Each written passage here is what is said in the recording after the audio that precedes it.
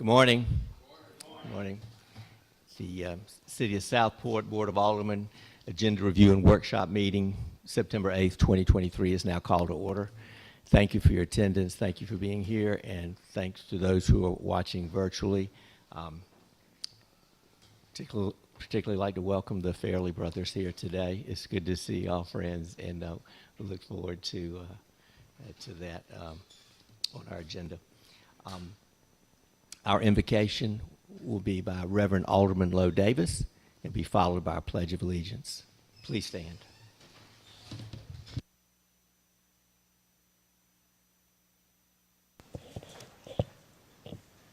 Let us pray.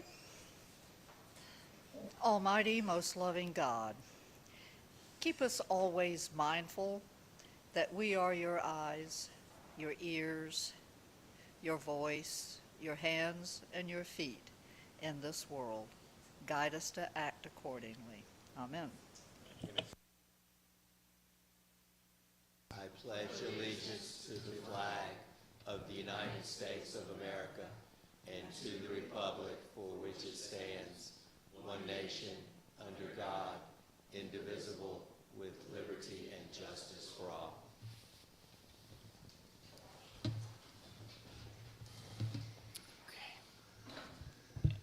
Item D, approval of the agenda. I'll entertain a motion. Motion by Mayor Pro Tem Mosteller, second by Alderman Lombardi. Any discussion? Okay. All in favor? Motion carried. Thank you. Item E, start with our agenda. And first up, we have Mr. Wes McLeod from the Cape Fear Council of Government, and I'd just like to make one comment. That was an excellent presentation that I know that you're giving, and it was in our packet. And one of the things I wanted to mention was about how Brunswick County has grown, and we all know that. And I was looking up, and according to U.S. News and World Report, Brunswick County is the 7th fastest growing county in the country, and there are 3,143 counties, so that's pretty impressive. And the other thing that I noticed is so difficult to estimate population. So I wrote a document for the hospital in 2001 in terms of how we needed to prepare for the future. And out of the Wilmington Star News in the summer of 2000, they had a projection for Brunswick County. And at the time, Brunswick County's population in 2000 was 71,190. And the first paragraph was the rate of growth in Brunswick County dropped from the state's second to third fastest in 1999, but the county continues to outpace its urban neighbor Wilmington while vying closely with nearby Pender County. And so they predicted in 2000 that the population of Brunswick County would be 102,626, and we know that that was off by about 30,000, which is a significant number. We see in your report, Wes, 137,789. So Brunswick County is the fastest growing county in North Carolina, and so we are part of that. And the beauty of our city is the crown jewel, it's the downtown of Brunswick County. And I think the other thing, Brunswick County, reason it grows the way it does, not only because of the beauty of the area, it's because of the hospital system that we have. They have Novant Hospital. We also have Dozier Hospital. So when people come to move here, and if you look, and again from your report, around 60% of those that live in Southport, they're over the age of 55. So healthcare is an important part of what goes on in this area. So I look forward to your presentation, Wes, and thank you for that great report. Thank you, Mr. Mayor, Board, for having me here today. You all have had this presentation to the degree that you have reviewed it, fantastic. To the degree that you have not, that's fine too. I'm going to get through this, you know, as quickly as I can, but there is a lot to unpack in here. And so as we go, we're all familiar with each other. Just stop me if there's something that you feel needs further clarification or you just have a question about in general. But with that, I will get started here. If I can, let me see. Turning it on would be helpful.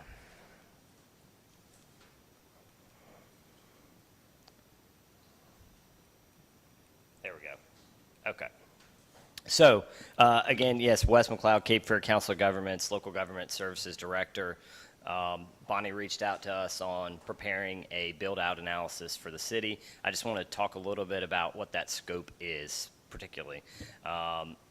We want to estimate the potential future unit counts and population that would be associated with that. It's important to know that this is part of that.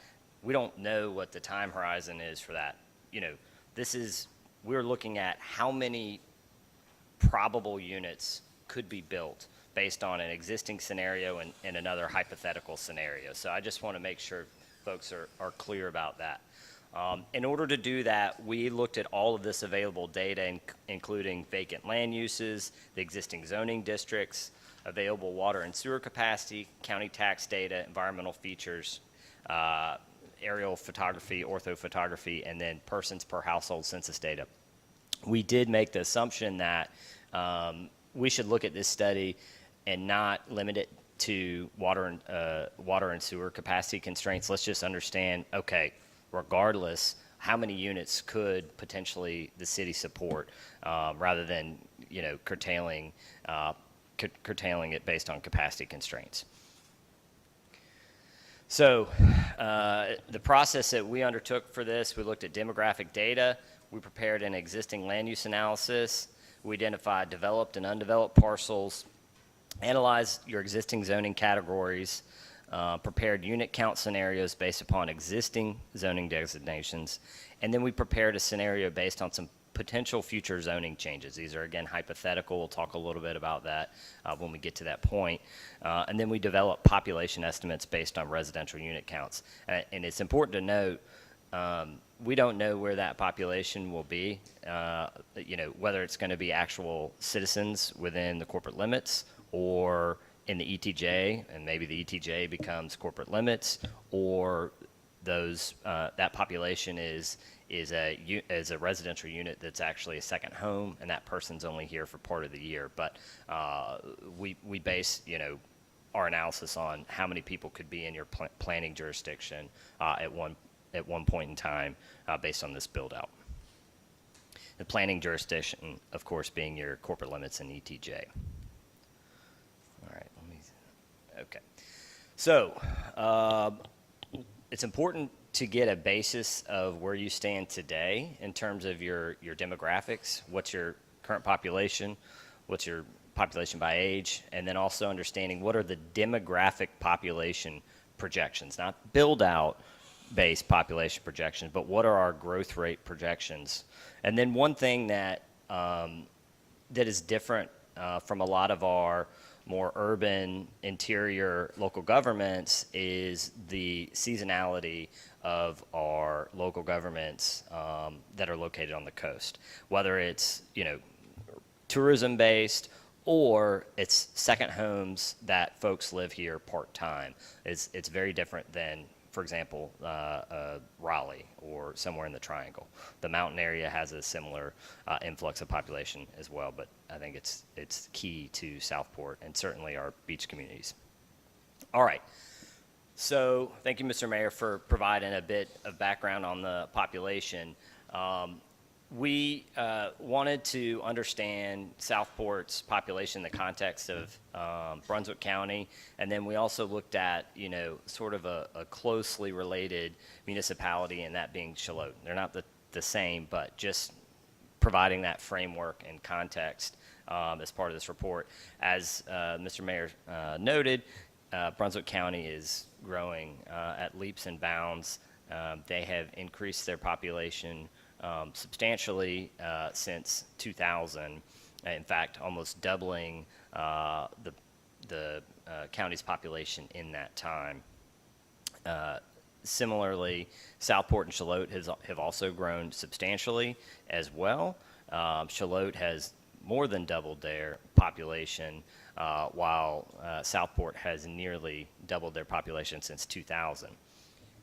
It is important to note, though, in Southport and Shallotte, a lot of that population growth was attributed also to annexation. That's not just natural growth and increase in unit counts within a static corporate limit boundary. Up until 2009, there was a lot of annexation that was occurring in Brunswick County specifically. So a number of our communities, their populations increased a lot.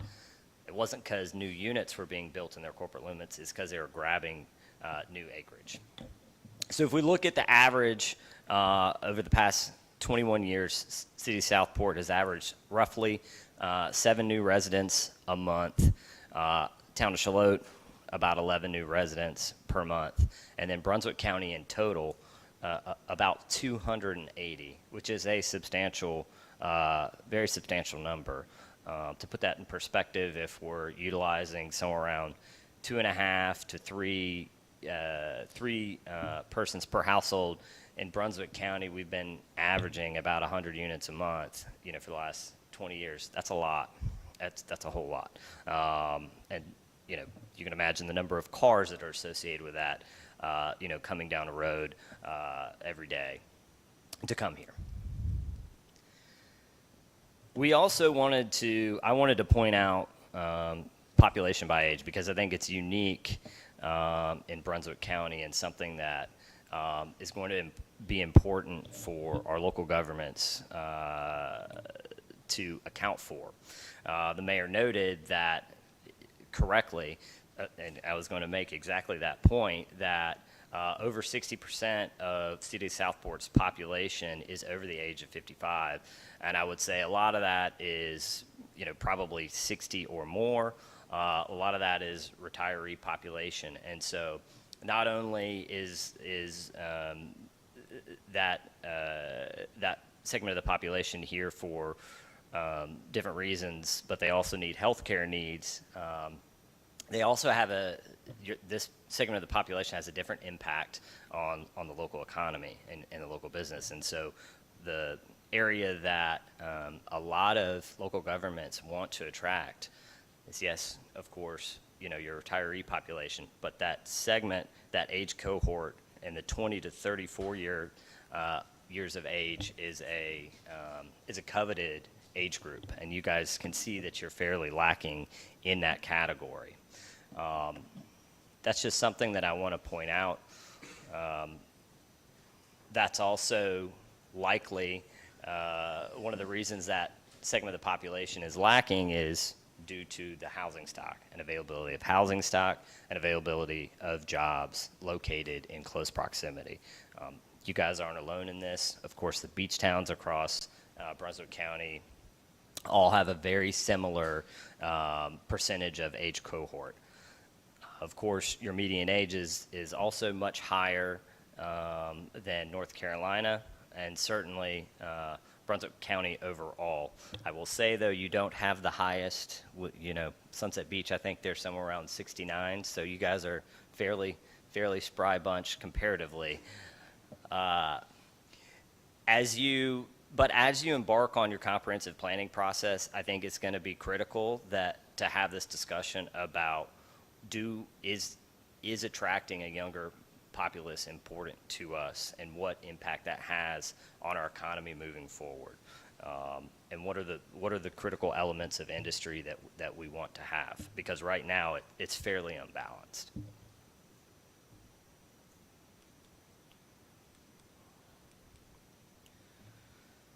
Okay.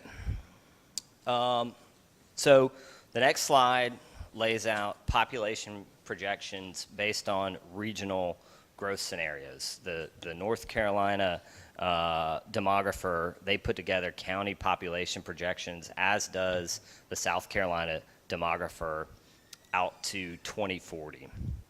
And so we looked at population projections in Brunswick County, New Hanover County, but also Horry County. Folks forget that, you know, we think that Brunswick County is growing quickly. Horry County, if you look at the projection of persons per month in Horry County, for example, they're projected to add almost 500 people per month. Now, I know that's way far on the other side of Brunswick County, but there is a similar reason that people are moving to Horry County as well. And so I think that that's important to note, that, and we're really getting a substantial amount of influx of population on the western portion of Brunswick County that's inflowing from Horry County. And in fact, in Columbus County now, I don't know if you all are aware of this, but the Grand Strand Water and Sewer Authority has agreed to provide wastewater to the southern portion of Columbus County. And there have been approximately 11,000 units planned and nearly entitled in the southern portion of Columbus County. And that's something that I don't think a lot of people, even 5 years ago, could have ever imagined. You can be in southern Columbus County, and you can be in Myrtle Beach in, I don't know, 30 minutes or so. The point that I want to make about that is all that growth is consolidating. And so, yes, Brunswick County is growing fast, but look at Horry County as well.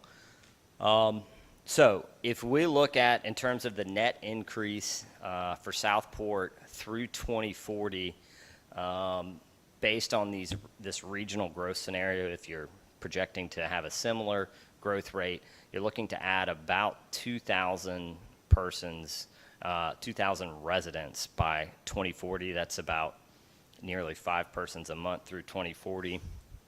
The interesting thing about that is that's only about 2 housing units per month through 2040, and I think that we all anecdotally believe that we're likely going to be adding more than 2 housing units per month, correct?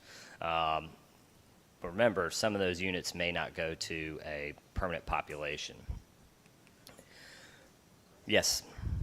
Yep.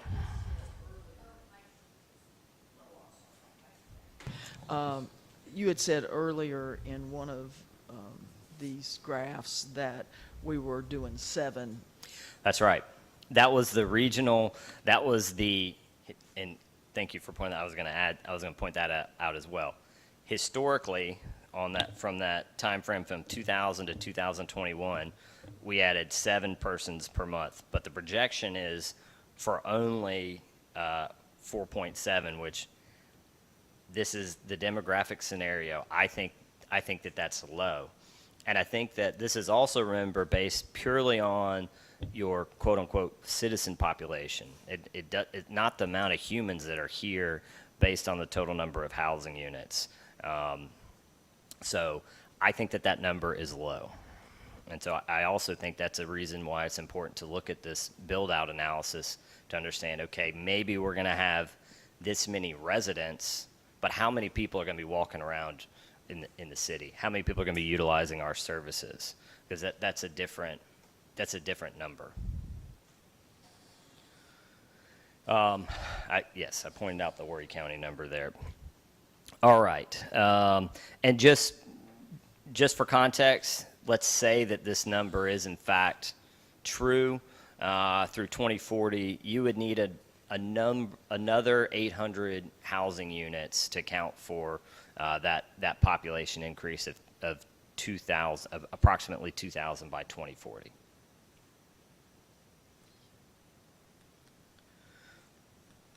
All right. I mentioned earlier seasonal population. These, we put together projections for our beach communities in addition to here. This is not any sort of exact science. It is a formulation, and it gives you a sense of, okay, technically our population is 4,226, but what if we account for our vacant housing units that may be for rental purposes, or they may be off-season residents, the number of hotel units and campsites. In total, it's possible that there could be approximately 10,500 individuals that are residing in Southport on a peak night. Yes, sir. When you were looking at this, and if I got the number right, you said that another 800 homes by 2040? That's only to account for the population projection, demographic base. So if I took Oakton or Osprey Landing, those were not, because there's no homes there yet. Right. There's 400 homes there already, and I'm just talking about two places. That's right. And they're going to be built out before 2040. Yep. So, I mean, I think you're right that these are lowballed numbers, because we already have on the books either agreed to or about to be agreed to, or some configuration of that. Yep. That it's going to be double that. I agree. Okay. I 100%. Yeah. Yep. I was on the same page. Yep. Okay. Yep. So, and we'll just say that's low. That's my guess, is that's low. Question, Wes. Under peak seasonal overnight, Yep. you have 10 campsites. Is that including the ETJ? I don't know if that's including the ETJ. I don't recall. I had one of my staff members help put that together. That's 10 total sites. You know, it's 40 people that could be accommodated. It's sort of negligible, but it may or may not include the ETJ. Is there another area that you're thinking that would be a higher number? I don't know of campsites in the city limits. Got it.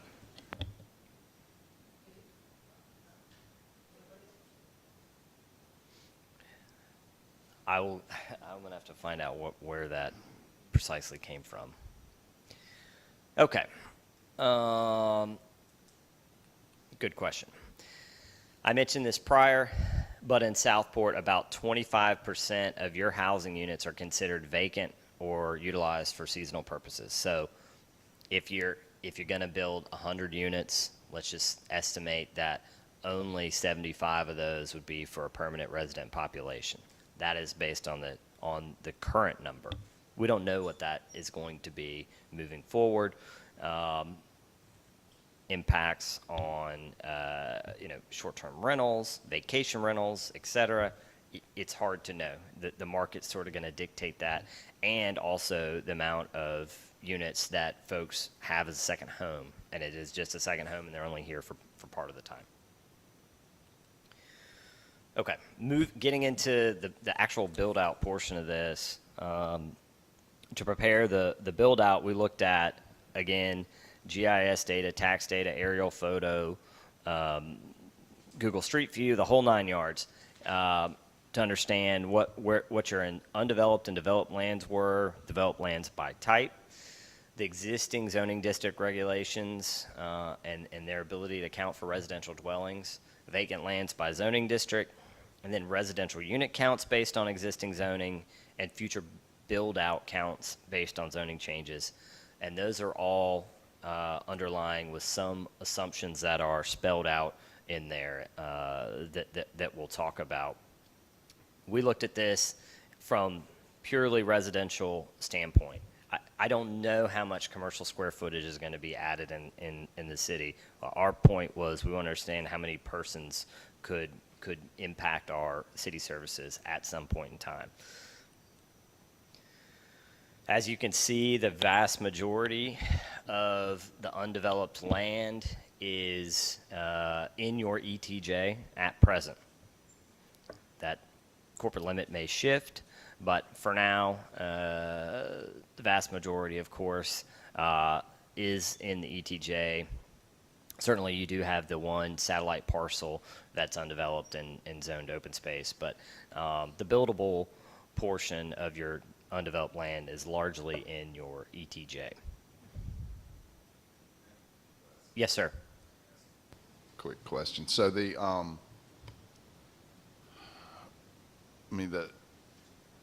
our ability, a lot of that ETJ is not buildable, first of all. Yep, so a lot of it, meaning open space. Yeah, or Yeah. wetland, I mean, Yep.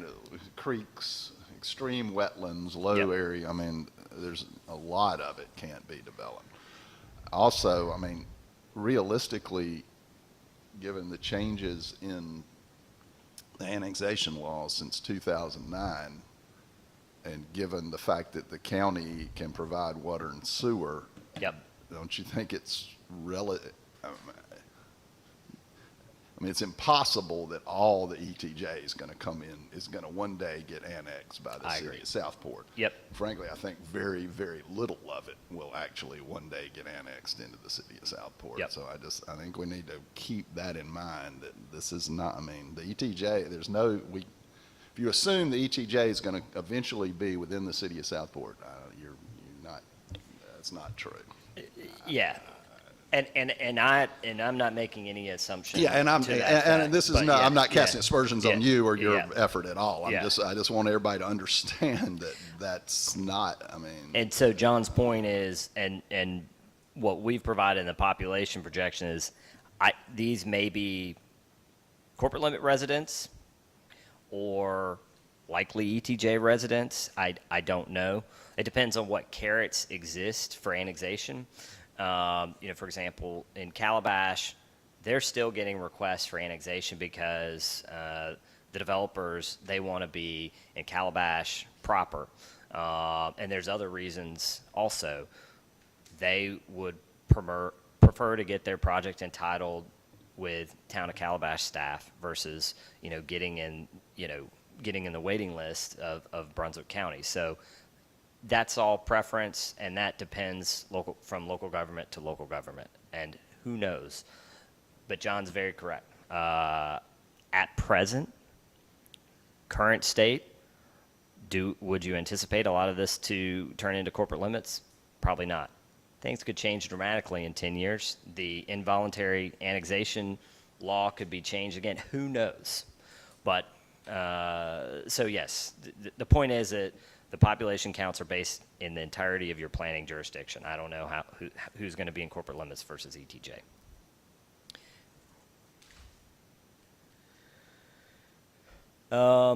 So approximately 1,700 acres are considered to be developed. Undeveloped is approximately 2,200 acres. We did include Osprey Landing as considered to be developed in addition to the other recent 40. Yes, Oakton, thank you, as well, even though it has been built, but we included it in the developed acreage. That's just a zoomed in map. You can see there. Okay.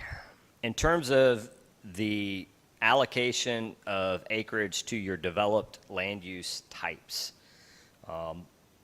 clearly you can see here that the vast majority of your developed land use acreage is allocated to single-family residential uses.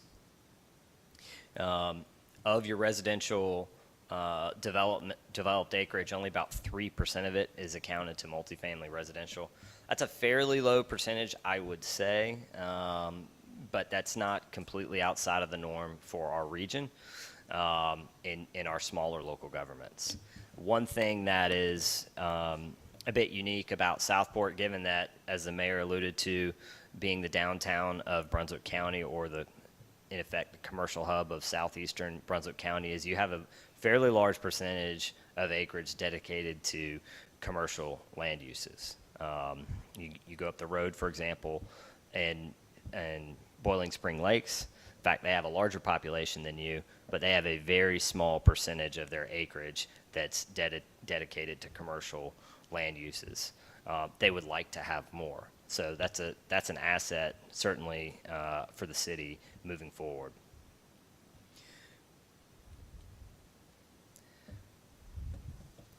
Once we understood roughly what our undeveloped land uses were, we intersected those with your existing zoning categories And that allows us to say, make some assumptions based on, okay, we have X number of acres that are located in an R20 zoning district. What does that translate to in terms of potential residential unit counts, et cetera? You can see, again, a lot of a lot of the area is certainly in the ETJ, as mentioned prior. A lot of it is R20. You also do have a lot of open space zoning as well that is in that vacant acreage that we did not account for. This is just a zoomed in picture of that CBD downtown area. Not a lot of undeveloped tracks within your sort of downtown core here. You have a number of sort of infill opportunities, but you know, a consolidation of large acreage for development is not going to occur in your downtown core.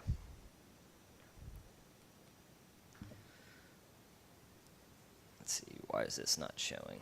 Okay, as John mentioned correctly, there is, even outside of the open space zoning, you do have some limitations in terms of wetlands and environmental constraints. I've identified two specific ones here, being your Prices Creek wetland area and the Indigo Pocosin wetlands. I do want to point out, though, that there is going to be some changes in terms of interpretation of wetlands in the future. And so it's unclear what that is going to mean as of yet. There's a Supreme Court case, and I can tell you the gist of it is that wetlands are still going to be considered wetlands when it's a continuous connected surface water. Beyond that, it's a little bit unclear. So historically, you've had an area that's a boggy area or a swampy area or area that's kind of marshy. It may not be connected to surface water. That's still considered to be a 404 wetland. That potentially is no longer going to be the case. So there may be a number of areas in the city of Southport that previously were considered to be wetlands that now may longer be. And so I don't know how to predict that. We hope to have some more clarity on that here in the coming year. There's been some more interpretations that have come out, but to my knowledge, the Corps is still unsure about, you know, what the interpretation is going to be specifically in the field. Yes, sir. Will COG let us know that?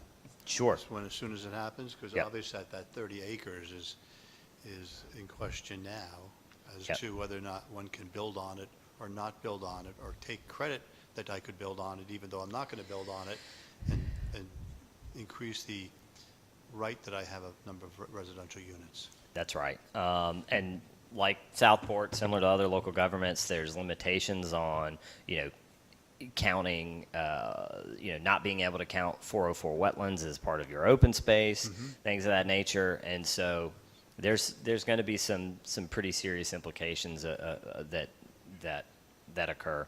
And that's something that we will keep you posted on. It's something that we can try to get out in front of as well. Thank you.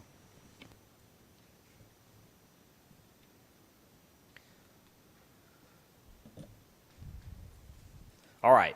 When we pull that vacant land and we allocate a zoning district, one of the city of Southport's zoning districts, this is the acreage totals that result.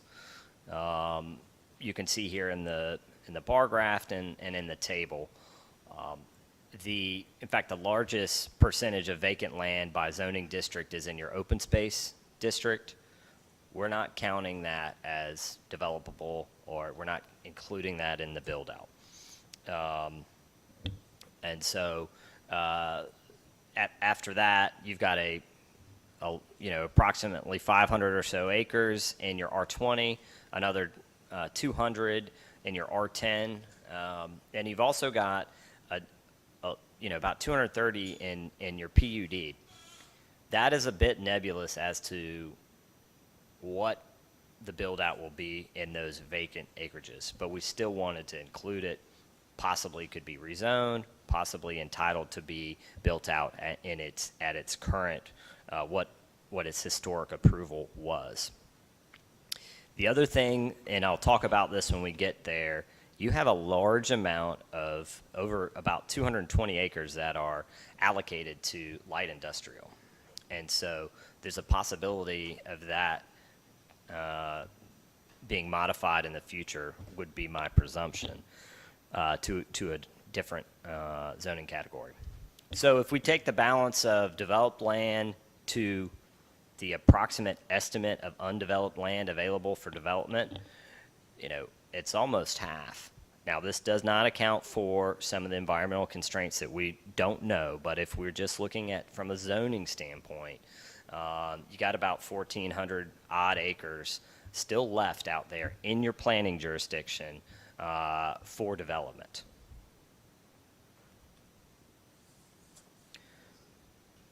Yes, sir. Wes, is it safe to say that a majority of that's in the ETJ area? Absolutely, yes.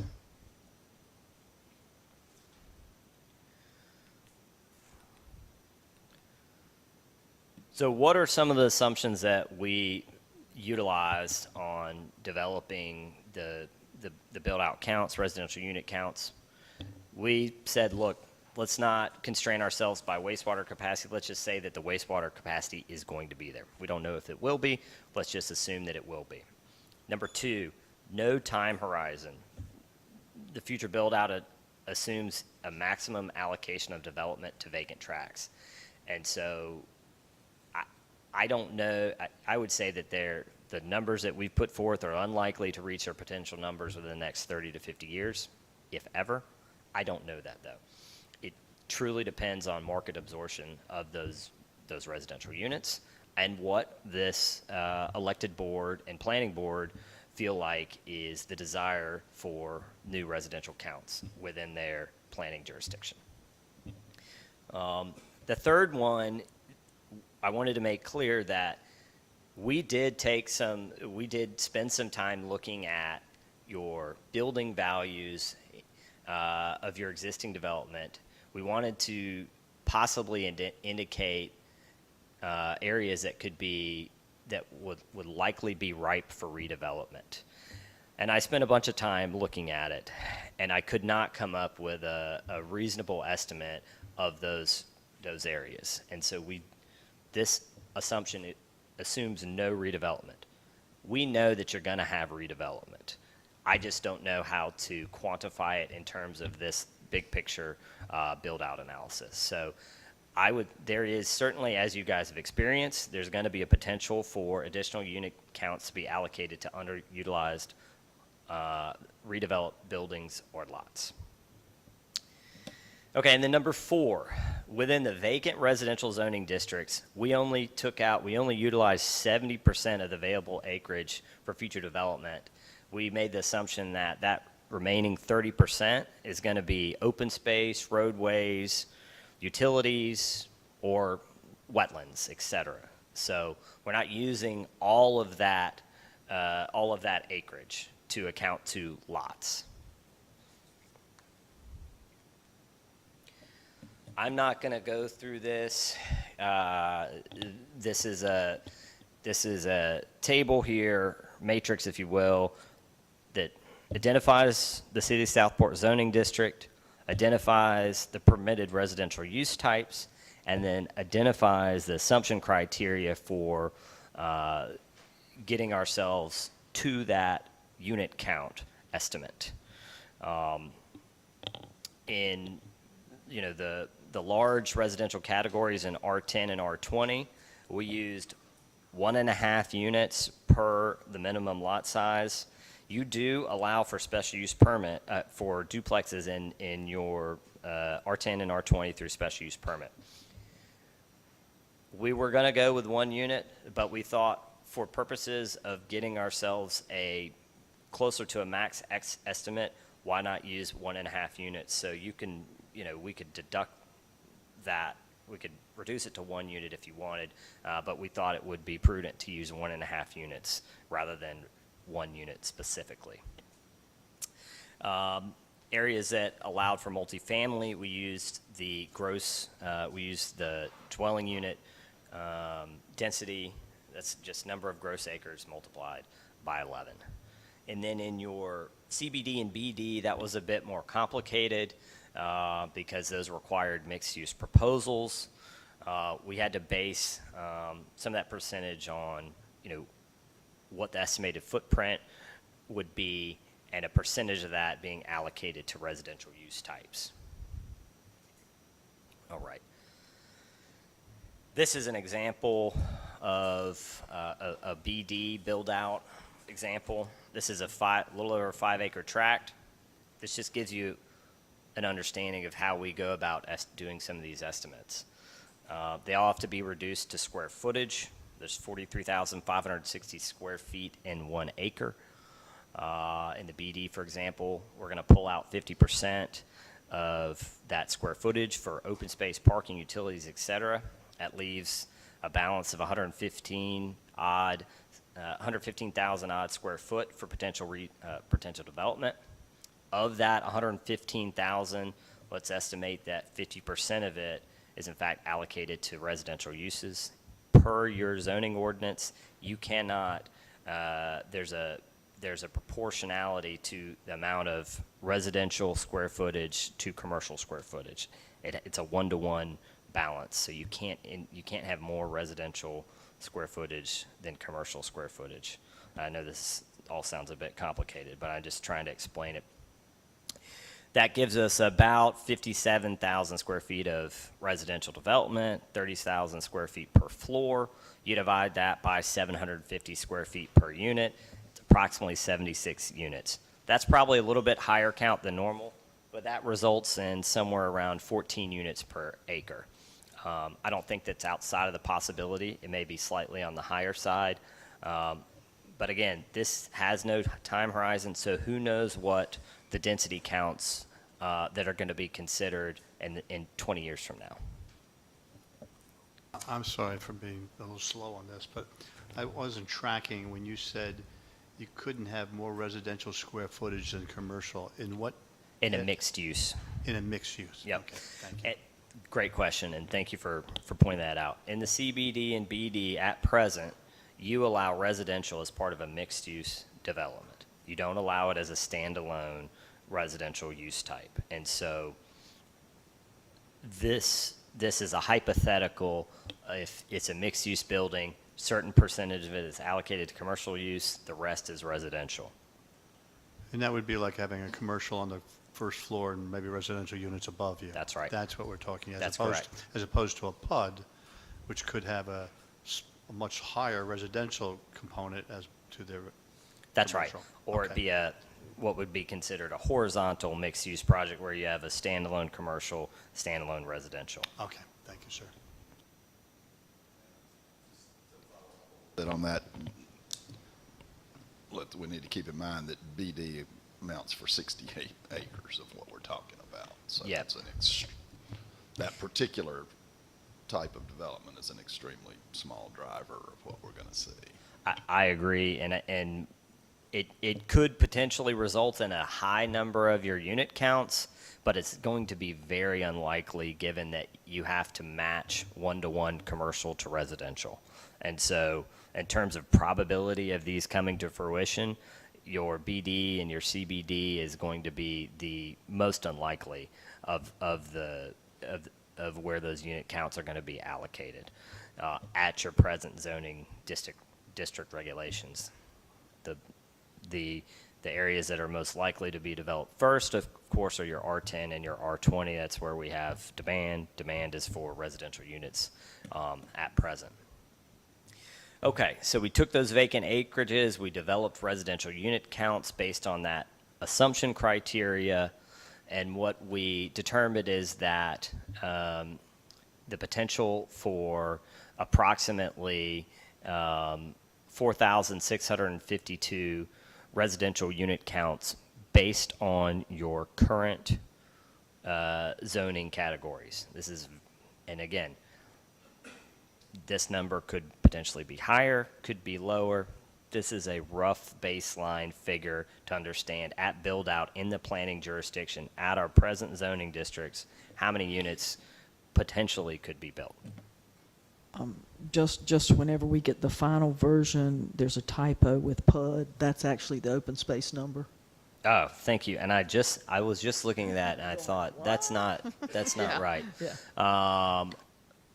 Thank you. Make a note of that.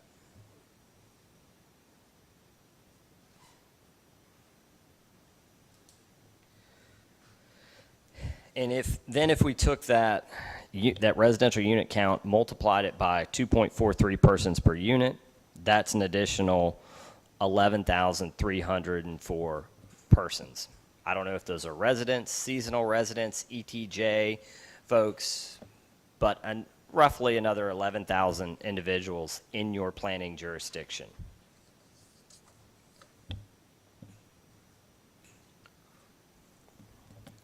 We also wanted to look at, okay, well, what's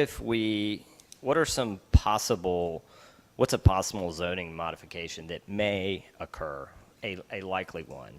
I spoke with Mo about this. We don't know if this will happen, but let's just make some assumptions here that that highway commercial was opened up to standalone development or mixed-use development at 3 units per acre, that the heavy industrial and the light industrial categories were to be rezoned to a residential category, and that, as we've seen in past bills that have been filed by the legislature, the R10 and the R20, there is some preemption on single-family only zoning that would allow for an increase in density. So what does that look like in terms of a net increase over what's currently existing? And our estimates is that would be a net increase of somewhere around 4,600 additional units, and that's not today. That would necessitate modifications to your zoning regulations at some point in time, hypothetically. And you can see, certainly in the R10 and the R20, the pretty substantial increase in unit counts. For example, R10 is almost 1,600 net increase in units, and R20 is a little over 2,000. Those assumptions are identified there. Industrial zone land to be utilized for residential, inclusion of mixed-use development in highway commercial, and then again, the increase of density in our R10 and R20. Questions about that? It says that you used legislative bills to come up with these calculations. Yes. And HB 401, SB 349 would require that any tract that was zoned for single-family residential would have to allow for up to 4 units per lot if that were to be enacted. And similar legislation has been put in place across the U.S. in a number of states. I don't know if that's going to happen here, but as we all know, there is increasing amount of pressure that is coming down on our legislature about affordable housing, housing shortage, zoning limitations, you name it. So it's going to be very interesting to see, for example, if I still have a job as a zoning consultant in 10 years, what happens with that, with zoning legislation. To be clear, that did not pass this year, correct? That did not pass, yes. Okay. Yes, that did not pass, and but this is a very real thing. I'm not just spitballing here. This is something that is serious, and I would anticipate. I don't know when potential changes or further tweaks are going to occur, but I would anticipate that they're going to continue to happen.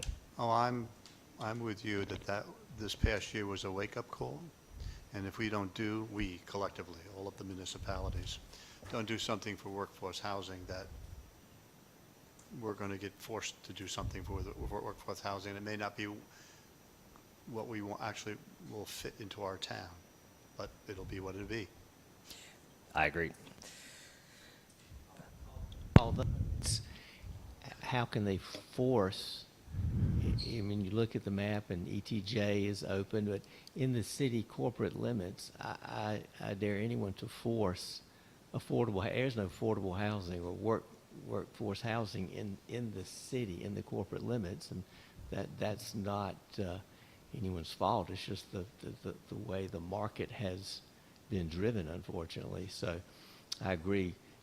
Workforce housing is something that's needed, but to say that it needs to be put in, because I talked to several mayors yesterday about this, and they all said no, they did not have workforce housing within their city limits per se because of the price of the real estate. And that's exactly correct. And the presumption is that every unit that's added to supply eventually helps to reduce that barrier wherever that unit is added.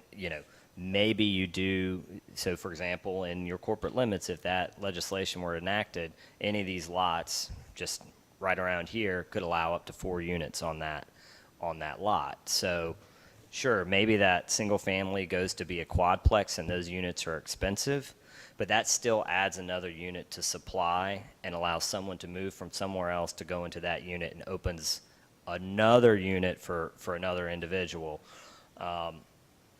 And it would take a lot of time. I don't know ultimately if that's solution, but I can tell you that the primary thesis is that we need to add supply any way that we can. And to Rich's point, I think from what we want to support is making sure the local governments have a say in how that supply is added.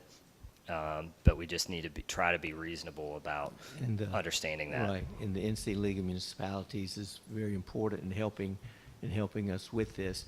And I think that when incentives are given to the private sector to build these units, these workforce homes, affordable homes, and that type of thing, I think that's the way to go. It has to be a partnership in that private-public sector. And I think the league will help us with that. The COG, of course, will help us with that as we move forward. It's important. We need it. I mean, it's every city, not just Southport, every city needs this. So we look forward to that solution. That's right. And Leland has already working towards that. I think they just are adding 8, a whole strip of houses Yep. that will all be built and mortgaged to salaries of the person moving in Yep. there.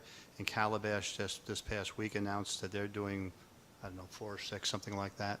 So there's opportunities to look at that, and it is correct. I don't know that we're going to do it in downtown Southport, but if we can show that we're doing it and working with the county and maybe doing it just on the other side where the land values are a little bit cheaper, because it all comes down to land values. Unless you're going to have a developer who's going to take a loss on the land, That's right. which is not all that common, it's going to be tough to do it within the city limits. That's right. It's standalone housing as affordable is almost impossible. It frankly is impossible without incentives. But there's other tools. For example, a bill that had a lot of support. I don't know where it is at present. I don't believe it's going to be enacted this year. Is the preemption on accessory dwelling units. So I could see that, for example, in Southport, maybe folks are able to rent accessory dwelling unit. It may not be cheap, but that's another unit that's available for someone to rent, not necessarily purchase, to rent. It's already been taking place in Virginia. They have those statutes, and it's causing a lot of conversation. Yeah. I'll go ahead and interject here too that conditional zoning or conservation zoning, as it could be called, is also a way to achieve some workforce housing by virtue of making it a condition of permitting of a developer's project require them to have some amount of workforce housing in that project. That's correct, so long as they voluntarily agree to it. But yes. All right. Apologize for getting off track there. But I think this is certainly related, this topic is. All right, so if we took those two scenarios, potentially the number of folks, the potential population could be upwards of 15,000 based on your existing, if there's no modification to your existing zoning regulations. And then if we included some potential modifications, opened up residential development to other zoning categories that's not present and increase some densities, that number could be upwards of 26,000 and change. Again, this is not corporate limit, and most of this, as currently laid out, would be in your ETJ unless there's a modification of your corporate limits. This is the totality of your planning jurisdiction. But nevertheless, these folks would, for the average person walking around, they would still be in the city of Southport. They're still going to be driving on your roads, et cetera. They may not be necessarily using city services, but they're still going to be part of the city of Southport. Okay, thank you. That was a lot of information, and I appreciate your questions. I don't know if there's any further questions that the board has. I just had an observation. I thought it was interesting that for the build-out, for the existing zoning was consistent with the comprehensive plan as far as densities went. I thought that was interesting. Yes. That's a very good point, and part of that is because that comp plan, when we updated the future land use, we wanted to mirror what we had on the books for zoning until a new comp plan was updated. Most people don't realize that part of the comprehensive plan was updated in 2020. That's right. Is there a way that we could take what you've done and build on that between now and the comprehensive plan to look at existing zoning, no changes, and if we were to build out, what our total sewer and water capacity it would need to be? Yeah, I mean, we can take this population, and that can be extrapolated into flow rates. Okay. Yes. Yep. And the same thing I would assume, be capable of looking at, if we were to build it out under existing zoning, what our electricity rates would be.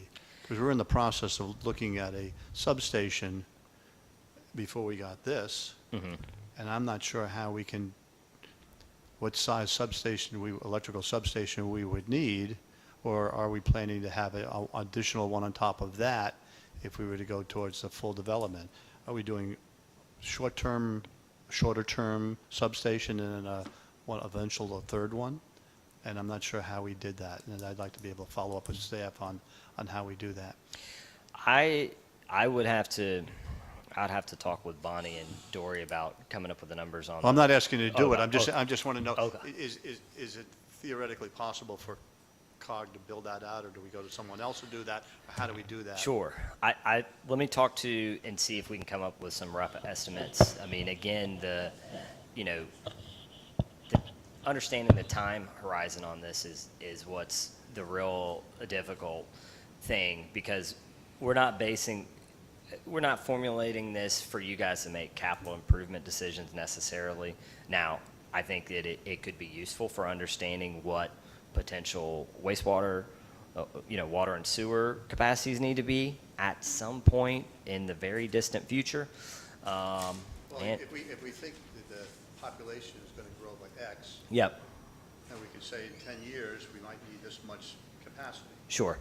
Yep. And the electrical part is all depending on how much EVs take off or don't take off, or what they do, and Yep. how we build the grid, the local grid, Yep. to support that in neighborhoods that were built A long time ago. 40 years ago.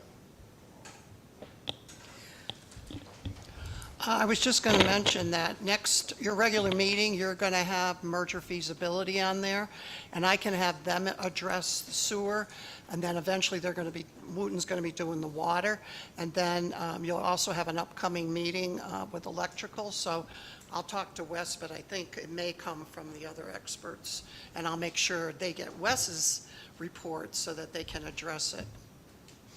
Thank you. And I believe, if I recall, this will be, if needed, presented at a regular meeting. You guys let me know. I don't know if we need to go through the whole thing again, or if Bonnie will just let me know how that will be handled. And this will be also, this presentation will be reduced to writing into a brief report for everybody, and then they'll also have this presentation attached to it also. Thank you. Thank you, Mr. Excellent. McLeod. That was fascinating and excellent in every way. A lot to think about as we plan for the future, and that's what our primary reason is for these reports and these presentations. So thank you. And thank you all very much. I appreciate you guys reaching out to us to help you with this.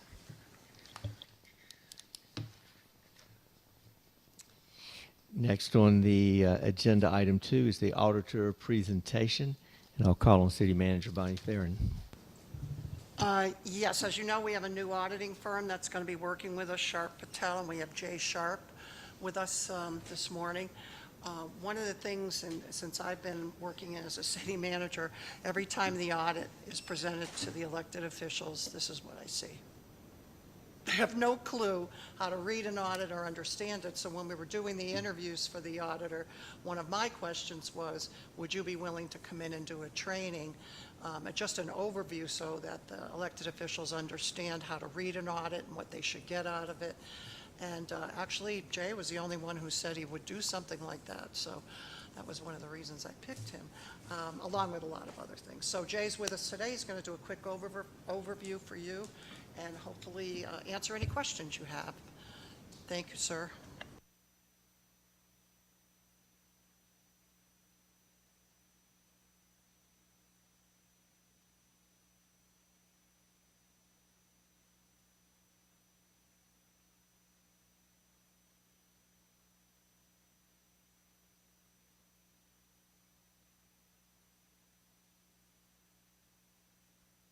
Okay, good.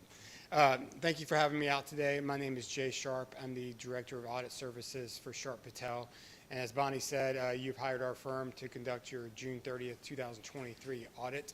And so what I'm going to do here today is kind of do a brief overview of the audit process and the financial statement reporting process that cities and towns have to go through every year. I say on top of running an audit firm, I also teach a class at Wake Tech, so I could spend 16 weeks talking about this, but I'll just spend a little bit of time today. But I do appreciate you having me out here. And if you ever want to take my class, let me know. So, get started. Let's see, is this the one? Oh. Technology is always fun.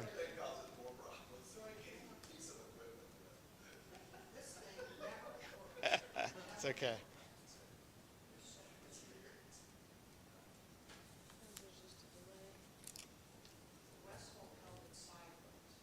It's the bottom.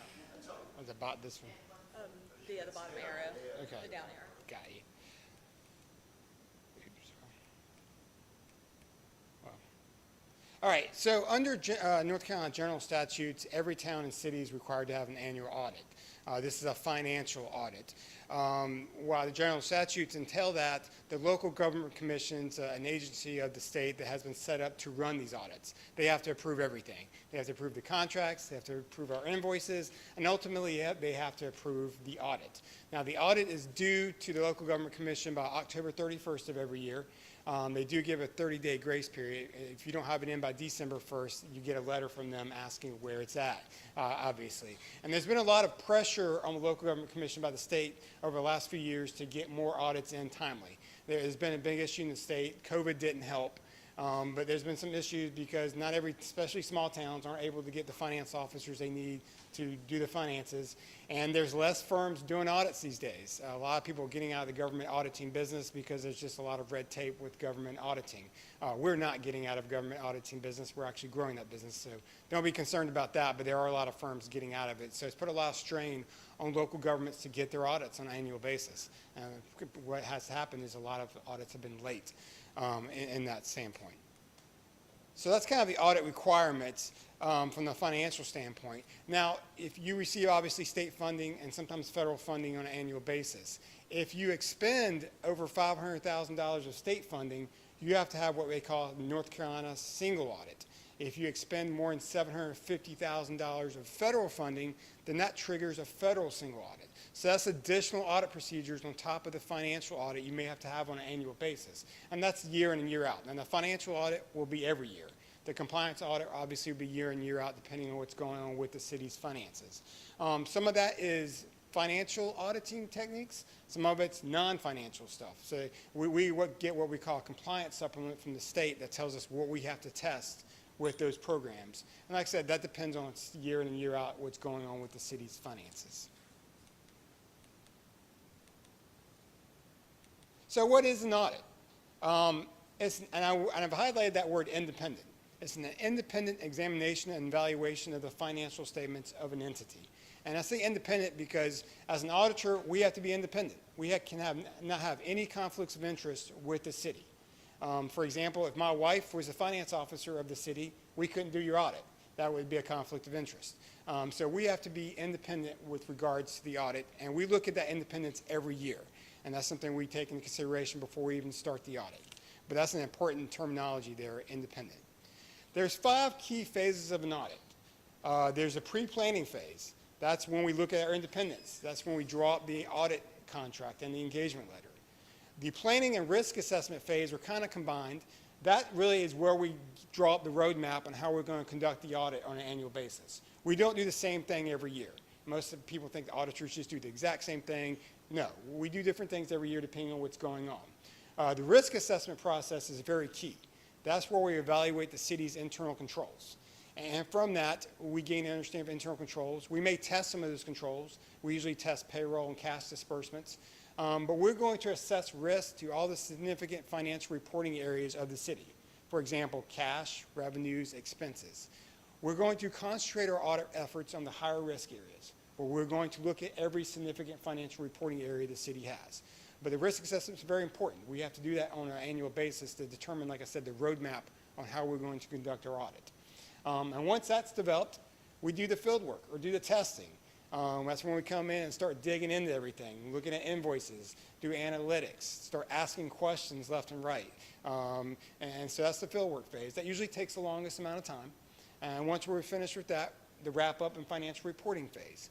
And that in the product is obviously what you see is the financial statements with our audit opinion on it. So the 5 phases of the audit. Auditing 101, just a little bit more background on that. Auditors have to gain an understanding of internal controls over your significant financial reporting areas. Like I said, we don't have to test controls. We may choose to do so to make the audit more efficient, but we have to, at the very minimum, gain an understanding of those internal controls in place.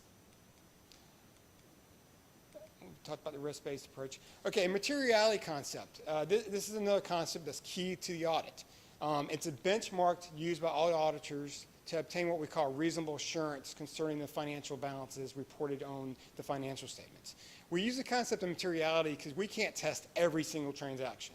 If we did that, we'd be here for a long, long, long time, and it would cost the city a lot of money. So that's why auditors came up with a materiality concept to kind of narrow down more of what we're going to focus on during the audit process. But our opinion is based on materiality. And that may change every year depending on what's going on with the city's finances. Once again, and we use what we call auditor's judgment during our audit. This is a kind of our opinion regarding evidential matter, degree of reliance and comfortability with the information we get during the audit process. That's right. Some of the judgments we use may be a little bit different than other auditors. If you had 10 auditors conduct your audit, you'd have some variations on how they conduct their audit. Like I said, we developed that roadmap with risk assessment. What one auditor may consider high risk, another one may not. There is some variety there, but overall, most auditors do a lot of the same stuff, but it may vary year to year and audit firm by audit firm. All right, getting to the audit reporting, the financial reporting. The reason you hire us is to give an opinion on the financial statements. Without that opinion, the financial statements would mean nothing to the local government commission or anybody reading it. That's why you hire us, is to give that opinion. And that's obviously going to be found toward the front of the financial statements on an annual basis. This opinion describes whether or not the financial statements are presented fairly in all material respects. Obviously, your goal is to have a materially correct financial statement and to have a clean opinion on the financial statements on an annual basis. Once again, the audit provides reasonable assurance, not absolute, because we do have that concept of materiality and we're not looking at every single transaction during a given year. But I think it's really important to understand the auditor's responsibility versus the management's responsibility when it comes to the financial statements. Our responsibility as auditors is to express an opinion on the financial statements, to conduct our audit in accordance with appropriate auditing standards. We have to do it in government auditing standards because you report based on government auditing accounting standards. We have to plan and perform the audit to obtain what we call reasonable assurance about whether the financial statements are free from material misstatement. So that's kind of our three basic responsibilities when it comes to the audit. Now, the town's or management's responsibility, you're responsible for the preparation and the fair presentation of the financial statements. You're responsible for the design, implementation, and maintenance and internal controls. Now, during our audit process, if we see controls that should be, updated or, changed or make them better, we'll recommend those. But at the end of the day, the town is responsible for designing and implementing those internal controls. All right, obviously the government audited financial statements, if you've ever looked at them, and I'm sure you have, they can be very complicated. It's government, so they have to make things as complicated as possible with the financial reporting. But one of the key concepts with the government financial statements that's different than a lot of other types of financial statements is funds. You do a lot of your reporting based on funds.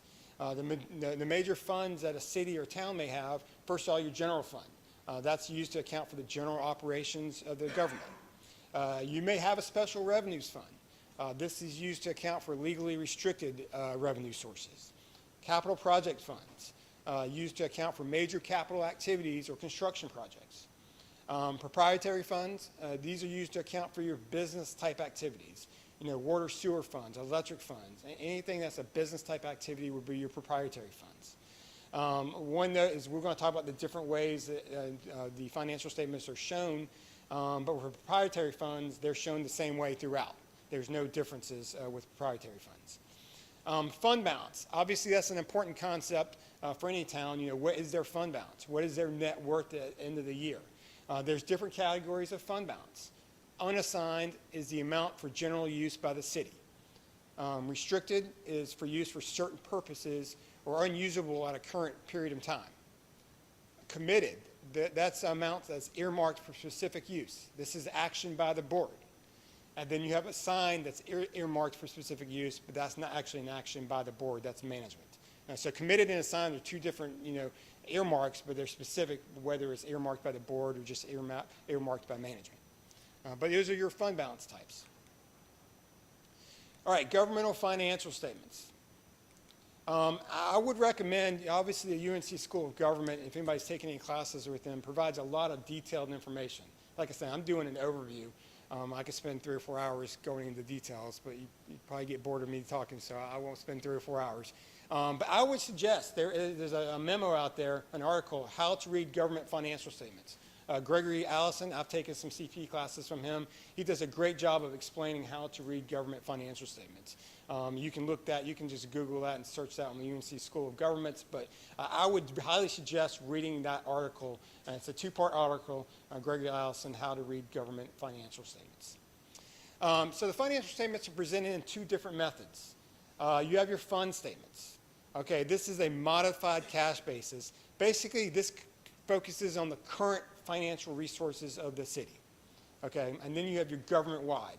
This is your full accrual basis. This focuses on the long-term resources of the city. So, your budget is kept on the fund basis.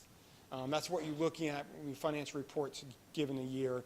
At the end of the year, it's kind of shifted to the government-wide basis or full accrual basis. But I said the current versus long-term economic focus is your fund versus your government-wide financial statements. All right, you have several types of financial statements you can look at.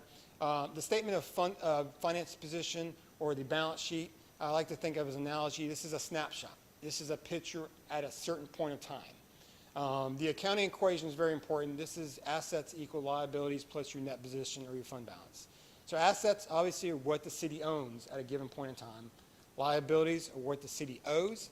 And your net position or your fund balance is your city's net worth. Okay, and fund balance obviously is very important actually for planning for future economic growth of a city. Then we have the statement of revenues and expenses or your income statement. This is more of an analogy of a movie. This is over a period of time. Obviously with the audited financial statements, it's for a year. Your revenues are the amounts earned or your inflows, and your expenses or your expenditures are the amounts spent or your outflows for the city. Now, a key concept, we'll get into that in the next slide. Other financing sources and uses. Proceeds from debt. Every once in a while, the city may incur debt. You know, proceeds from debt. Transfers in and out, especially from between funds. Obviously, those should net out to zero, but you'll see, additions or subtractions on various funds depending on the transfer activity in a given year. Common expenditures that are not expenses. So, principal payments on debt. That'll be shown as an expenditure on your fund statements, but you don't see that as an expense on your government-wide statements. That's just reducing your debt balance. Same thing with capital outlay. You'll see this as expenditures on your fund statements, but on your government-wide, it'll just be an addition to your capital assets. All right, and notes in the financial statements, I think some people always focus on the numbers. The notes tend to be 20 or 30 pages long, a lot of wording. But they're very important because they provide significant details associated with the balances at year end. The first part of the notes obviously talk about the significant policies and procedures of the city's financials. How do you account for certain things? And then it says there's additional details on certain numbers. Like the capital assets. You see a breakdown of what exactly makes up your capital assets, a breakdown exactly what makes up your long-term debt. And so it's important. And also, in addition, it can provide information on non-compliance with certain general statutes if you do have those. Significant subsequent events, things that happened after the audit, after the year end that occurred with the city's finances. And details on transactions involving related parties if you have any of those. The compliance section is the last section of the audited financial statements. And this is a very important section because this is where auditors determine if there were issues during the audit process. Did you have findings? No one likes to see findings. There's two different degrees of findings. You have what we call significant deficiencies and material weaknesses. Material weaknesses are not very good. You do not want to have material weaknesses because that means your internal controls are set up so that there's a possibility of a material misstatement or you did have a material misstatement that was noted during the audit. Significant deficiencies are less in statute, but it means, there is an issue there that needs to be corrected. Like I said, and there's two areas of findings. There's one over your financial reporting, and I talked about those single audits earlier on. If you do have single audits, there will be findings we'll say there are no findings related to your single audits or your compliance with state and federal compliance supplements. All right, so brief overview of the audit and the financial reporting process. With that, and obviously I'll be back to present the audit when we're completed with the audit, but I did want to come down here and kind of introduce myself and kind of give an introduction to this process. With that, I'll be glad to take any questions you may have on any of it. Yes, sir. I'm not asking for a price. I'm just curious if your audit company can do this. No individual person here would ask you to do this. So it would have to be a board decision. But could you do maybe a modified forensic? I'm not sure what the words are on, let's say, 9 projects in the past. 3 big, 3 small, 3 medium, to see if we actually did all of those things that we were supposed to do, and do we have policies and procedures that keep us on track to do that? Is that something your firm could do if it were asked? Yes, we could do something like that. That would be an Okay. issue. And without giving me a price, would it like bankrupt us? No, I don't believe it would bankrupt you, no. Okay. I said the scope can be determined ahead of time, and it'd be based on the scope of the, what you want to engage us to do, but no. Okay, thank you, sir. Any other questions? Okay. Very, very good presentation. And what time does class start? Because I think I need it. 6 o'clock on Wednesdays, but it is online, so. Oh, perfect. We'll sign up. Thank you. Thank you so much. Look forward to seeing you again. Great, thank you. Appreciate for having me on. Have a good day. Item 3 on our agenda is the compensation study, and I'll call on Ms. Patty to give us that report. Good morning, everyone. I'd like to introduce Rob Williamson from Evergreen Solutions. He is our project manager for our compensation and classification study. We had a great kickoff yesterday with employees with 2 orientations and focus groups, and he is here this morning to present. I'll turn it over. Good morning. It's been a very informative morning so far. Y'all got a lot going on.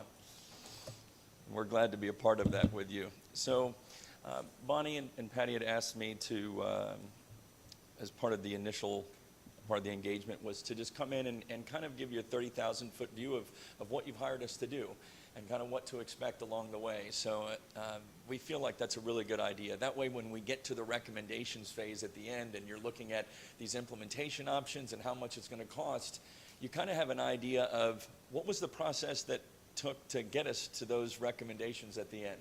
So we'll go through a very brief PowerPoint presentation in the interest of time, and then we'll kind of allow time for question and answers that you might have, and then we'll go get to work on what you paid us to do for you. See if I'm smarter than the clicker. Probably not. Look at that. See, I'm not smarter than the clicker. Thank you very much. So first of all, who Evergreen is. Evergreen Solutions is a national public sector consulting firm. There's 2 states that we have not made it to yet and doing work for, and that's South Dakota and Hawaii. We are very hopeful to check those off the list, and I've told the owner that I'd be willing to go to Hawaii if that was necessary. Although watching the sunset in Southport last night on one of your swings down there by the water wasn't too bad, I have to tell you. So it was weird because I was doing some work last night and I was writing a chapter for one of my other clients, and I took this little video of my laptop, and then as I panned up, you could see where I was, and I sent that to all the project managers in the company. Like, sometimes it's not bad to be on the road. And we had one that was working in the transportation building of Atlanta, and they were like, that's certainly better than my view right now, Rob. So thanks a lot. But we've done a little over 1,000 of these, and we're public sector based, okay? That doesn't mean that we can't gather private sector data, and we can't weigh in on the impacts that the private sector is having, because let's be honest, we are in the public sector, but the private sector, especially in a rapidly growing area like we've heard that you are, it's going to have an impact. So we need to be mindful of that.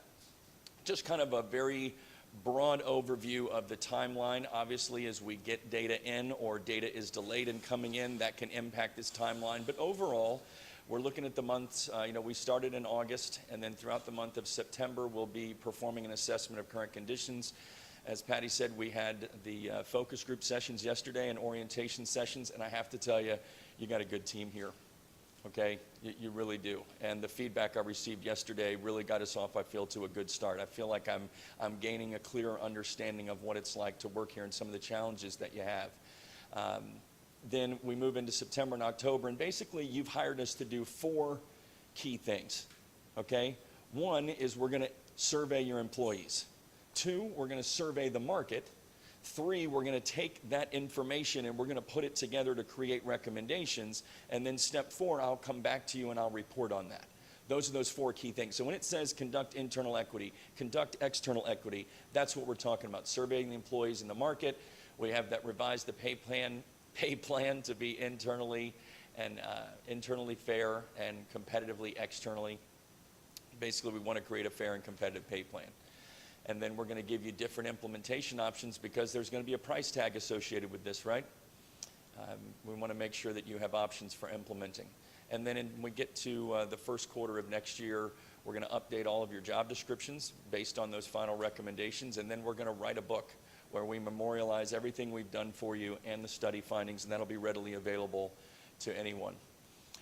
Study goals, bottom line, you could just take it down to that last bullet point. We want to give you a fair and competitive pay plan in a rapidly growing area within the context, too, of one of the most competitive labor markets in the history of this nation. You have to be competitive. I'm telling elected officials, policymakers such as yourselves around the nation, I'm operating, and I think we counted it up yesterday, 11 different states that I'm in right now. The do-nothing option is not on the table for you as electeds. If you want to be competitive in the marketplace, you are going to have to pay a competitive wage. The days of saying, well, you know, we'll do it next cycle, we'll do it next fiscal year, you do that at your own peril. If you want your service levels to deteriorate, then go with the do-nothing option. I can tell you turnover is more expensive than retaining the employees that you have. This labor market is unique because there's information that's readily available to your employees that they know the type of salary that they can command based on the skill sets that they have, and they can go get it if they're willing to relocate. I told your staff yesterday, every single one of you in the room, if you were fired today, if you're willing to relocate, I guarantee you, you'll have a job offer within 30 days. That's just the reality that we find ourselves in. Now, as we move into more of a recessionary environment, yes, the public sector will become more and more attractive, as it always does, right? But when you're growing, if you're already down staff, if you're already seeing existence of increased turnover, if you're noticing service levels deteriorating, then those are clear indications. Those are kind of the breadcrumbs of there could be a problem developing that you need to get out of. So I commend you for wanting to do this study. Because the one thing you're going to know as policymakers at the end of this is, where do you stand? Where do you stand to market? What is the competitive position that you find yourself in? And then, as a former elected official myself, I always wanted to just have the best information available to where I could try to make the most informed decisions. Because as I told your staff yesterday, by the time the decisions get to you, all the easy choices are gone. That's why they've come to you. So realizing that you have a very difficult job, you know, there's no one on your staff that's going to have an impromptu meeting at the grocery store. You have impromptu town hall meetings every time you step out of your house, right? So we want to make sure that we're giving you the best possible information.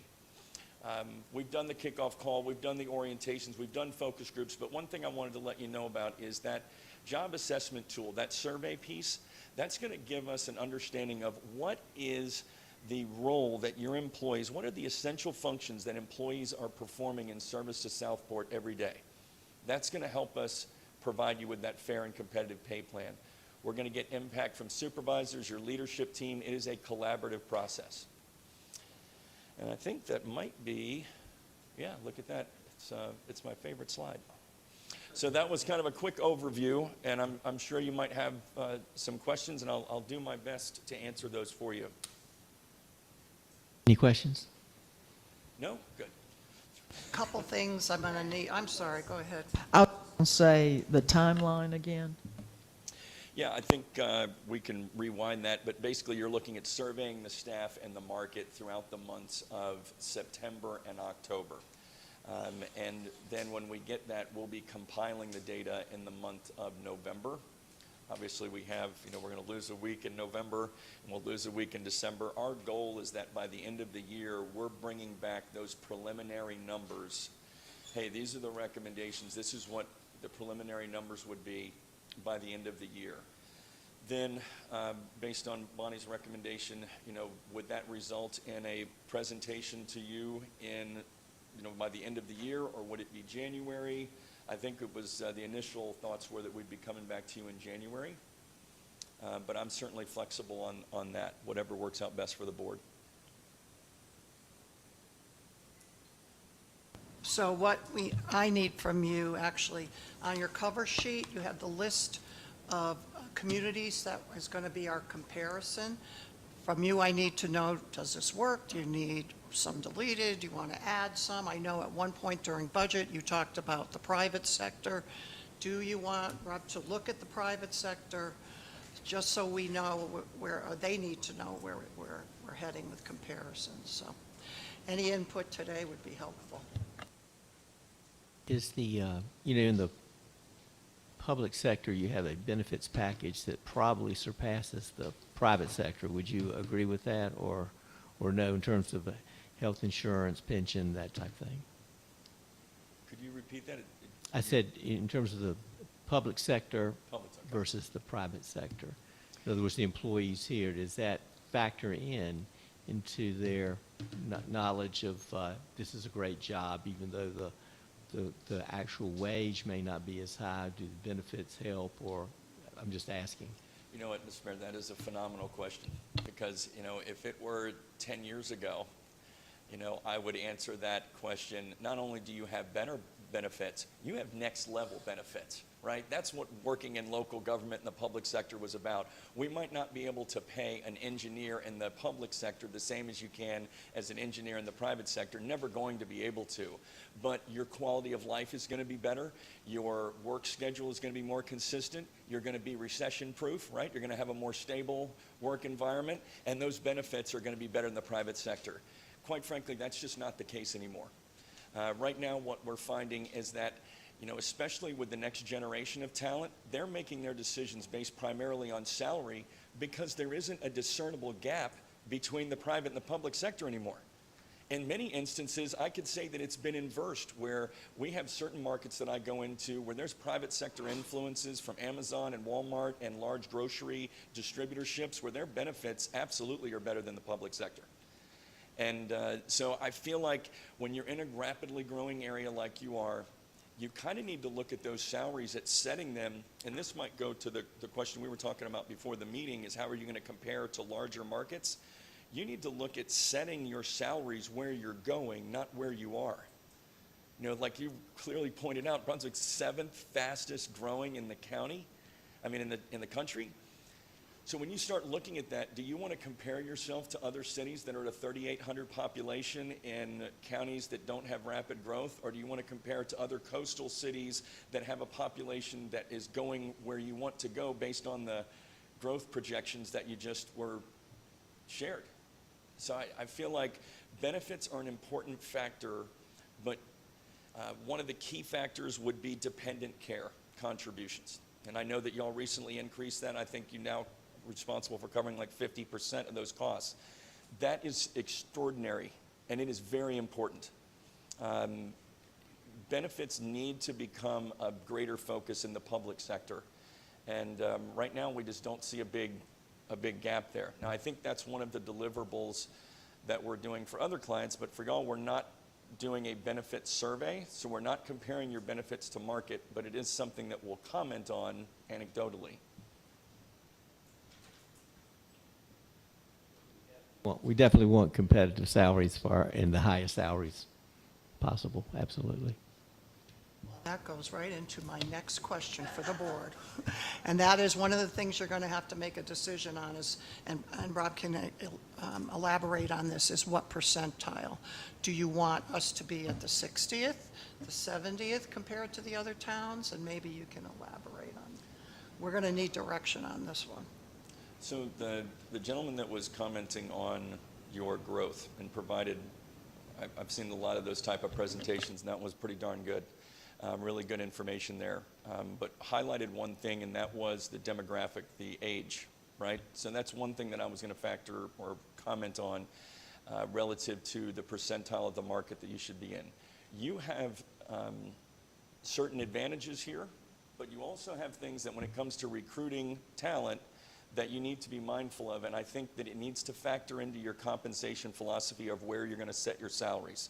When we go out to market, we're going to compare and provide numbers at the 50th percentile. I mean, if we get 10 market peers, we're going to show you what the average of that looks like. There's going to be 5 that pay more than you, there's going to be 5 that pay less, you're going to be right in the middle, right? And we'll give you what those numbers are. I believe if you place your salaries at those numbers, that you are going to place yourself at a competitive disadvantage to the market. Because you have other factors, like it's more difficult for you to recruit those that might be new to the workforce and that might be under the age of 40. So if you want to recruit them, you're going to have to place your salaries probably at the 60th percentile. You have a housing issue here where affordability is something that is going to start to become more and more of an issue. Because right now, somebody can live 30 minutes outside of town, they might be able to get to a more affordable housing, right? And the commute isn't that bad. But what happens with growth is also as articulated. You put another 279 home sites or 279 people a month here, and you put more home sites here, you're going to put more traffic on the roads. Now my 30-minute commute just became a 45-minute commute each way. Well, now I'm going to make my employment decision on that commute. I don't want to drive an hour and a half to work anymore. I was fine with driving an hour each day, but I don't feel like driving an hour and a half each day now. So maybe I decide I'm going to work somewhere else. One of the things that would have you recruit talent and retain talent would be to put your salaries, I believe, at the 60th percentile of the market or higher. What does that mean? If we're surveying those 10 market peers, only 4 would pay more than you. So I feel like we'll provide the board with recommendations both ways. We'll give it to you at the 50th, and then I'll give it to you at the 65th percentile, and then you can make your decision on where you want to go from there. Unless you tell me you want to go higher.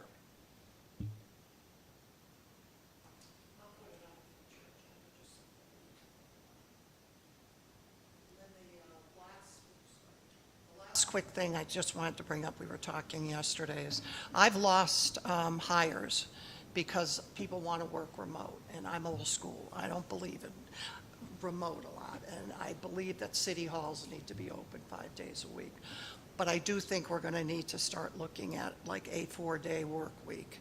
And Rob mentioned that he is seeing this more and more. So I'm still kicking it around with Patty how this would go, but in my thought, and I've done it before in other communities, it would be a case of where there'd be 4 10-hour days. City Hall stays open 5 days. 4 10-hour days, people would decide which day they would. Now, they don't even have to do the 10 hours. They could work 5 days a week. I don't care. But at least it gives some flexibility, and it's something I'll bring back to the board. That I think would be a great recruiting tool, because I'm losing people and, that want to work remote. And It's not just remote. You're wise to bring that up, Bonnie, because it's not just remote anymore. It is flexibility. And it's one of those things where the do-nothing option really isn't there for you, because that's the direction that the market is going, right? So you're going to place yourself at a competitive disadvantage if you put a flag in the ground and say, we are going to be 5 days, and you're going to work an 8-hour shift, and that's the end of it. Well, that's great. You can do that. You just eliminate probably 25% of the workforce that would be willing to come to work here. Or you're going to have workforce that's going to want to go elsewhere. And here's the thing that we know is that for organizations that do 410s and have more flexible work schedules, the productivity goes up. The efficiency goes up. You know how long it takes to get a permit approved and for a permit application to go through the process, right? So measure that. And if an employee can get that done in the same amount of time, working a 4-day work week as opposed to a 5-day work week, everybody wins. So I think it only works, though, when you have accountability that goes along with it. What goals is this board setting that staff needs to go achieve? And if you're going to go to a 4-day work week, I always recommend that you have some kind of accountability that goes along with that, so that you will know, and those that elected you will know, that the productivity isn't dropping off. And in many ways, what you'll show is that your retention levels go up, that your productivity goes up. And so you definitely should consider it if you're not. We're seeing it all over the country. COVID changed it, and we're not going back to an environment where remote work is not part of high-performing organizations. Your data sheet, did we get back from you? Will it show what the other jurisdictions do in regards to days of the week, remote capability? That's Some not- say, there's programs out there that, there's the 410s, and there's, you can work remote 2 days a week out of 5, or however. So will your data, when we come back, show all the jurisdictions you've looked at and how that looks like? he won't, but I can. Yeah, that's not a part of his study, Okay. but I'll do that for you. And all of those that you brought up, just as an unsolicited recommendation, to have it be a basket of flexibility. The more options that you can provide, the better that it is. Instead of just saying, we're going to go to 410s, and because, look, some of your folks, you can't remote drive a dump truck, right? You can't remote operate a backhoe. There's certain positions that you have here that, remote work won't necessarily be a possibility. So what other flexibility can you give them, like a 4-day work week, to where it doesn't seem like you're picking winners and losers, and you're going to give flexibility to one, but you're not going to offer flexibility to another. So it's a great point. Good with the comparison organizations that we've got a list of 20 cities and counties Yeah, to look at. I mean, has that been finalized, or is that still Well, I floating need feedback around? from all of you, but also, I mean, we've asked department heads, we asked, we took this list from when you did a survey years and years ago, but also we got the input of department heads. Fire department, for example, is very unique, so the chief gave us some comparisons because of how they're set up. Just is 20? 20 seems like an awful lot of entities to look at. Really? Okay. We range between 15 and 20, but you're right, it is a lot. And we might not get to that number, but we wanted to have it be up to 20 just because, like what Bonnie was identifying there, you might have some peers that are really good for fire, that are really good for police, but they're not really good for public works. You know what I mean? So we kind of put them all together. Is the list finalized? It's not yet. We did ask your team yesterday in our meetings, who do you think we should be comparing you to?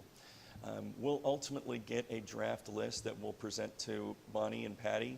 That'll be finalized, and then we'll solicit the market. Here again, trying to get to a list that when I bring it back to you, that you look at it and go, okay, that's defensible. We're not comparing you with Birmingham or something on the list that you would look at and go, Rob, really? That just doesn't work. Any of these are super crazy, but I kind of question a few. I mean, Currituck County and Sunny Point. I don't know how many different job classifications Sunny Point has. They don't have any city planners or whatever. I don't know. It seems like kind of an odd. I mean, they're close by, but it seems like sort of an odd comparison. Eliminate that one, and that'll get him one less he has to Yeah, do. certainly, and that's what part of the process is. We want to make sure that it's defensible, and as I was telling the team yesterday, ultimately, we're going to provide recommendations, but you have to make those recommendations fit into your compensation philosophy and what's unique here to Southport and what works for you. And I think that even goes as far as the market peers that we select. You need to have confidence that those market peers that we use to compare to market are ones that you feel are appropriate. So that one just didn't make the list. There's a variety of sizes, obviously, on here, which I think is good because we compete with Wilmington and New Hanover County and whatever for employees. I think overall, I think the list is good. There's just it struck me as being a lot of cities, and a couple of them seem kind of strange, but that's fine.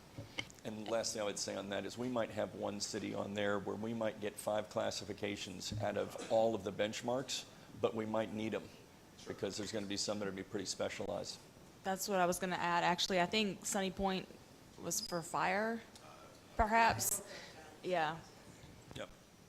The reason I included that is because we lost a couple firemen to that.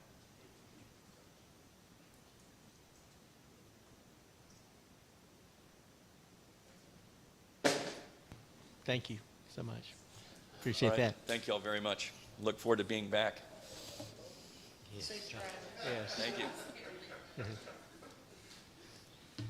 Next on our agenda is the Grand Strand Area Transportation Study. Just say something real quick, just let you and everybody know I'm going to have to be leaving here in about 10 minutes to go out of town on a trip this weekend. So if I depart, that's why I'm leaving. So. Thank you, and have safe travels, and I envy your trip. Using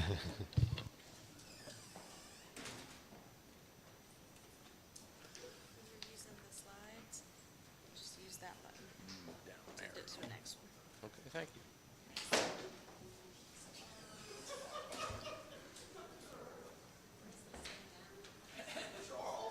Should be two different.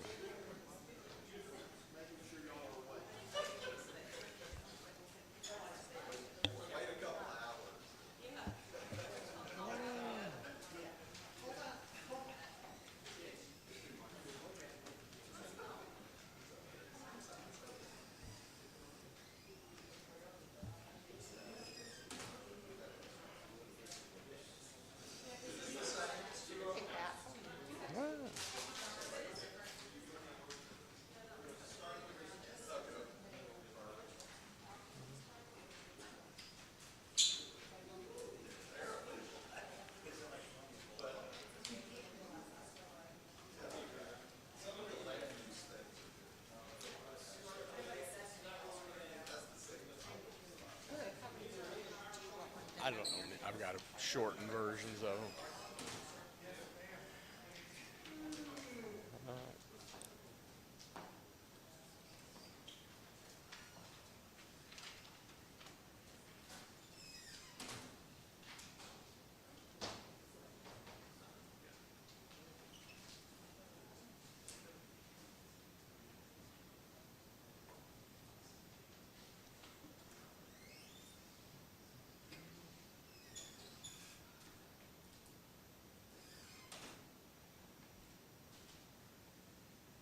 Saying nothing new today. That's what we said. Okay.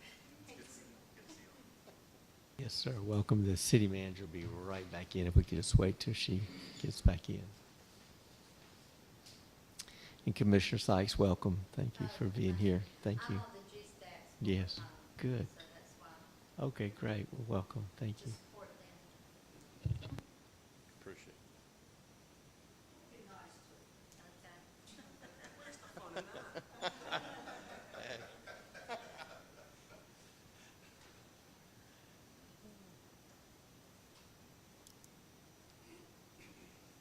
Glad to be here in between hurricanes.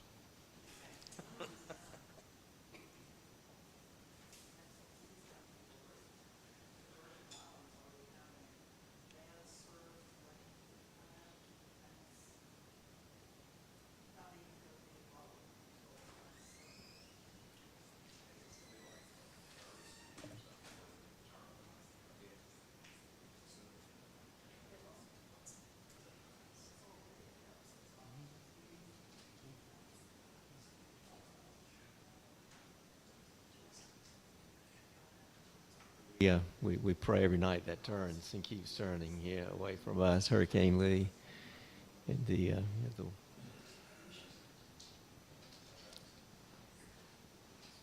okay, yes, of course. All right. All right. All right, we can get started now, sir. Okay, Thank great. you. I'd like to introduce myself. I'm Mark Howeller with GSATS and have two members of my staff with me today, Elizabeth Tucker and Tom DeBridney. Tom's going to go over the maps which he put together, which I think are going to be very interesting as far as our discussion, and going to kind of carry the theme of the meeting that I can pick up on as we're talking about growth. And that's really what I'm here to talk about, why we're here. When the census comes out and we see the results and where the new urbanized area boundaries are, we look at that, and then we're given the task of looking at where we think our growth boundary is going to be in 20 years. And we look at that and we try to say, where does it make sense? Where do we need to plan for the transportation network 20 years in the future? And that's the task we're given. So with that in mind, we've been tasked by our committee to look at that and approach different municipalities in the region to tell them what we do and what we're looking at, and approach them about the potential for joining our planning group and looking at the transportation future of this area. So with that, I want to give you a brief introduction of who we are and what we're doing currently. We've been doing this in North Carolina since the previous census. Give you a little bit of that background. And please, I don't mind this being interactive, and if any time you have a question about what I'm saying, what's going on. I don't expect you to be fully versed in what metropolitan planning organizations do, or what that whole government, and forgive me if I slip into acronyms, it's a pitfall. But just to give you who we are as far as staff, and we've just recently had an update down on the list here. Jason Werner, his last day with us was Tuesday. You talk about employees and retaining them. Jason he was the second youngest employee on this list, and he's just taken a job and moved closer back to home. He was from Indiana, and he's taken a position in Ohio with a county planning agency. So we're in that same position of trying to retain our younger employee and work staff. Just to point out the level of staff that we have, as far as certifications, I think you'll look at that, it's kind of obvious that the amount, master's degrees that we have as far as our staff and certification of American Institute of Certified Planners, and myself, I have the ITE certification, the Institute of Transportation Engineers. So we bring that to the table, the level of staff and the expertise that's there. The services that we provide to our member jurisdictions, we develop a transportation model to model the network. And when you have that as a background, what we do, the inputs to that model, every 5 years, we do windshield surveys. Every parcel in our area, commercial, residential, whatever, we drive by in a car, one person driving, one person checking out what's there, and we input that into the model. So we have base year traffic, we have base year data, we input that into the model, and then we sit down with every locality, every municipal jurisdiction, the county, and we say, okay, here's what we got. This is base year traffic. What do you see as far as growth? Where are the units? And we have all these areas broken down into traffic analysis zones. And we place these zones on the map in 5-year increments. And we grow the traffic so we can see and look at it 5 years out, 10 years out, 20 years out, what it's going to look like with that projected growth on the network. So you're talking about, we've got 250 units here, 400 units here. You put it on the network, you see what the results are. That's what we can do, and do those traffic projections. Obviously, we can do it on a smaller scale. Those kind of traffic impact analysis, what an individual development will do to the network is, you're missing all the good stuff.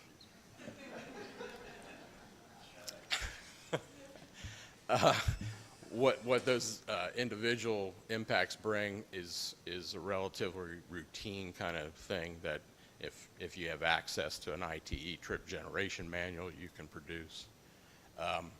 We also possess traffic counting equipment, MyoVision traffic cameras, which we can set up, and you can get turning movement counts. You can also get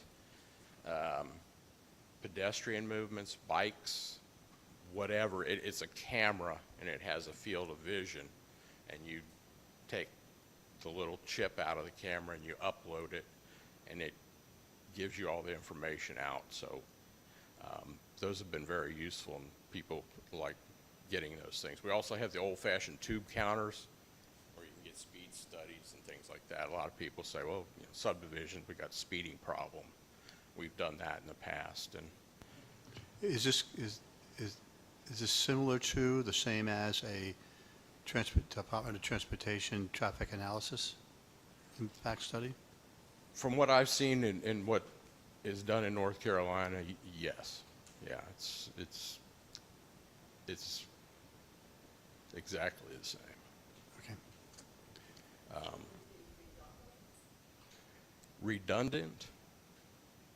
I don't know if DOT would say it would be redundant, but those levels of analysis, we've been asked to do it. We've been asked to, there are software programs that do those sort of things. Simple subdivision kind of traffic impact analysis where you have 500 units and you have one way in, one way out. It's the back of a napkin kind of analysis. It's really not that difficult. I don't know what NCDOT accepts as a level of analysis, but it's... Well, to give you an example, and I don't know, because I'm thinking what you're looking at is large things that are going to impact large surface areas, as opposed to, we've had in the past, for us, larger developments that wanted to go in, and they wanted to put X in there. And there's been debate about when or who or how we would get traffic impact analysis studies done on those developments. You don't go down to that granularity, that if a jurisdiction that belongs to you says, we want to put in let's use Oak Island, 7,000 residential units, that you're going to come down and work on that little piece of the puzzle? We have, for SCDOT, we have used our model to look at requirements for interchanges, also for traffic signals. If a new alignment was put in, would a signal be required upon completion of the new alignment? So yes, the model has been used to predict on delivery of the alignment, what is the left turning movement requirement at this intersection, and would a signal be required upon completion? And So if a we have jurisdiction were to ask for that level of detail, is there a charge to the jurisdiction asking GSATs to do that? No. That's just part of the No. the game? That is a service we provide, unless it would get to a point where I mean, if we're asking them from every day, Yeah, I'm talking that- about, that- I'm then talking we- about the one-offs. the one-off is what we would normally do for member jurisdictions. That's part of what we do. Thank you. We also manage and encourage corridor studies. We probably have done as many as 10 in South Carolina. I don't know if any of you are familiar with the roads, but we've done them. Right now we're doing them on SC 90, which kind of leads into 57, the corridor, which gets into Hickman Road. That's an issue. So what we do there is you look at a corridor that's becoming a problem to look at future project ideas. And we've done that. We manage consultant contracts, and we do requests for proposals if any of you are familiar with the road leading into the airport in Myrtle Beach. We manage that contract for the city of Myrtle Beach for the widening of Harrelson Boulevard. We did that for the city.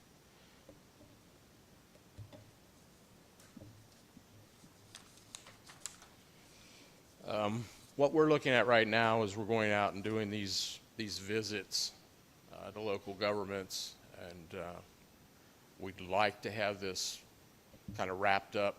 DOT has given us a deadline to the end of the calendar year to have decisions and have our boundary wrapped up to present to them for their approval. In this process, we have a bi-state MOU that we would have to modify and add members to and have all the signatories revisit it and sign off on everything. So there's a process, and it's not just a simple, hands up vote kind of thing. We have to go through this whole revising the MOU kind of timetable again. Your money comes from, I'm asking a question, not making Sure. a declarative statement. Your money comes from the population that is involved in this, in your boundary lines, right? The federal money comes strictly from permanent population within the urbanized area. And I'm going to show you a map in a second that'll give you what the exact urban boundary is.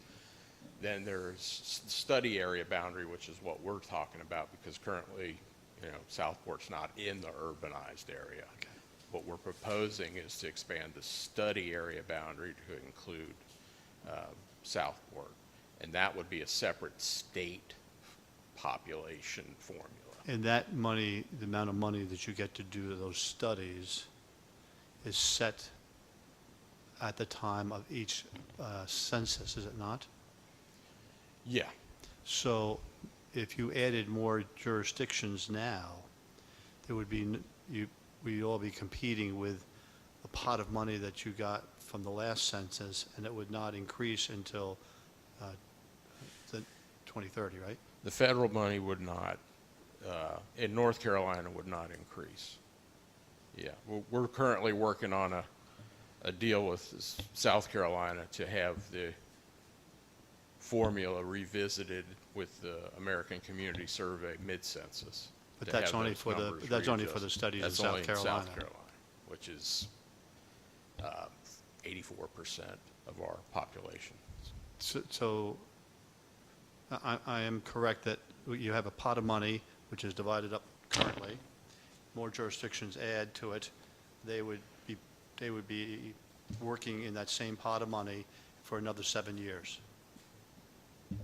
Well, and yeah, it usually takes them 3 years to figure out what's So going another, on. so a decade. 10 It years. would be 10 years Yeah. before the pot of money would adjust to accommodate the study, You're- the study part that we'd be. You're making the argument that Sunset made that said you're basically taking the existing money and spreading it over more I couldn't, since jurisdiction. I was listening, I couldn't see who said that, yes.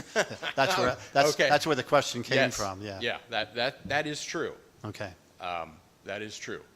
And I think my counter to that argument is we're trying to plan for the network as it's growing, and not trying to just don't look over here and trying to avoid what's obviously happening and being inclusive of what I think what Tom is going to show you what's happening on those maps as far as what the growth patterns are. A little brief history on our growth as an MPO. GSAT started after the 1990 census, where we crossed over the 50,000 population threshold. After the 2000 census, we were over 100,000.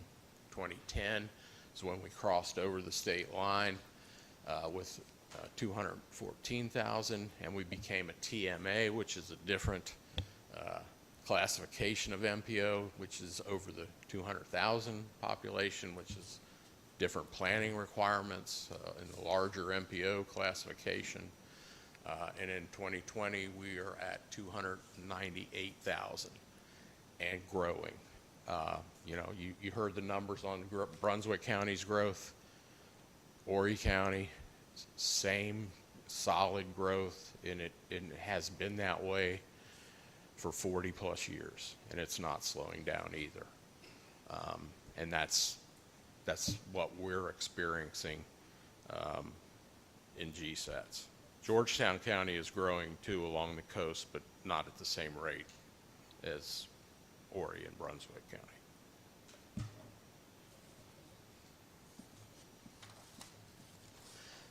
This is the urbanized area.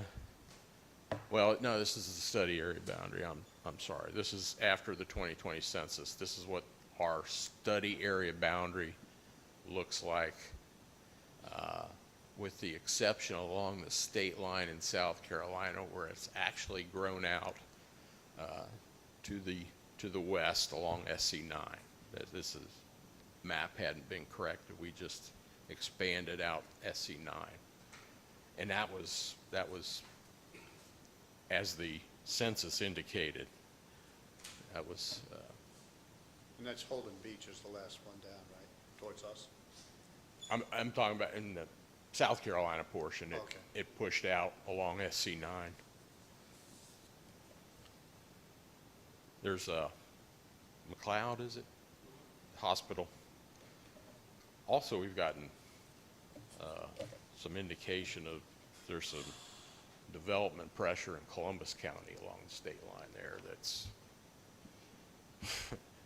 unbelievable numbers. I don't know if there's the infrastructure there to support it presently, but this is the map that we proposed to our policy group, our TAC, of the 4 different areas that we had looked at for possible study area expansion. Area A is, I don't know how familiar you are with the Carolina Bays Parkway expansion. It's SC 31 in South Carolina, and it currently ends at SC 9. It dead ends. There's money in South Carolina through the Horry County sales tax. It is funded right now to take it all the way to the state line. And in North Carolina, it's being looked at to take it further up into North Carolina. There's a feasibility study, draft EIS, looking at taking it up to the Shallotte bypass. What we wanted to do with planning area A, as you see the pink line there, we're currently the UZA has expanded to touch that line. So we figured 20 years hence, we're going to be beyond that. So we wanted to plan for that growth in that area and also include the area that that alignment for that roadway would be within the GSAT's planning area. So that's the rationale for planning area A. Planning area B kind of encapsulates the area down along north of there down to where we are, taking in 17 and the area down to the existing line at 211, the new interchange plan where our Lockwood Folly Road boundary is currently, and then C where we are currently talking today down here along the coast. And then D is the Bolivia, Boiling, Spring Lakes, or Boiling Spring Lake area. And those are the 4 areas that we looked at. Both our technical committee and our TAC elected to ask all 4 of these areas for offer their inclusion in our planning body. So I'm going to let Tom talk about his analysis, and those are the 2 maps that he handed out, or he and Elizabeth handed out. They don't show up well on the PowerPoint.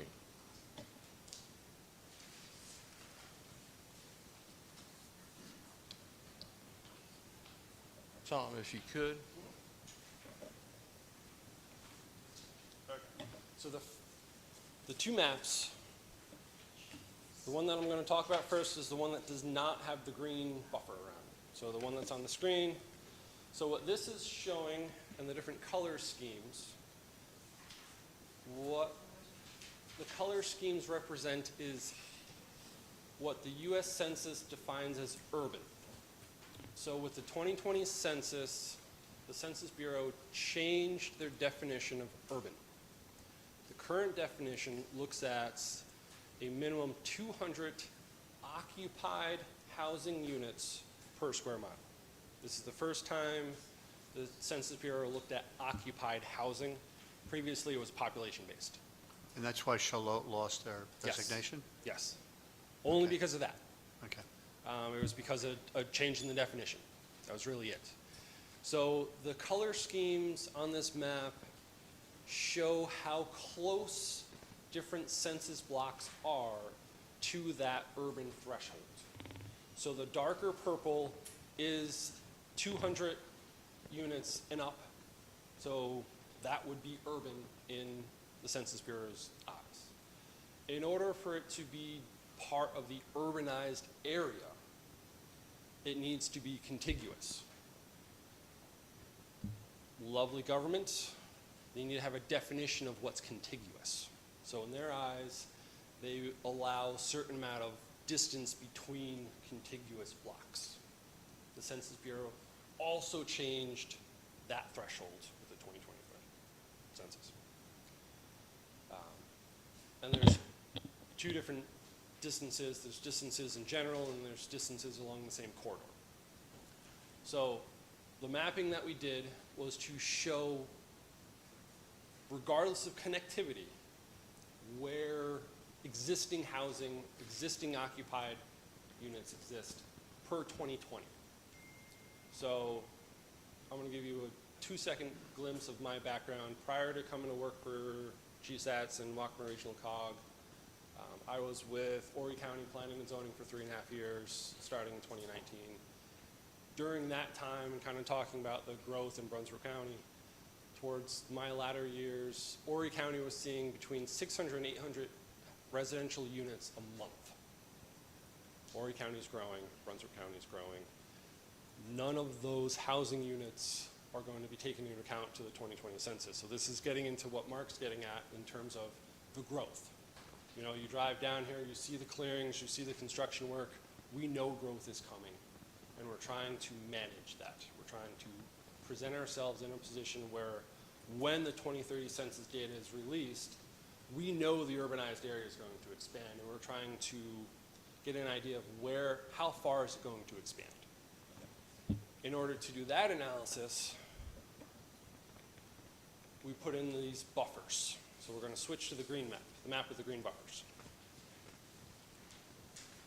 The green buffers correspond to the Census Bureau's threshold of how far you can go between your urban blocks. And in their eyes, it's a half mile. So the buffers that we're showing here are 1/4 mile buffers from each urban block. So anytime you have the green buffer connecting, that's your continuity, that's your continuous urban fabric. So I'm going to go back one more slide just to, so if you look at the whole North Carolina line, portion of GSATS, we know the urbanized area extends up into Shlope. It definitely will in 2030 when Census Bureau comes out.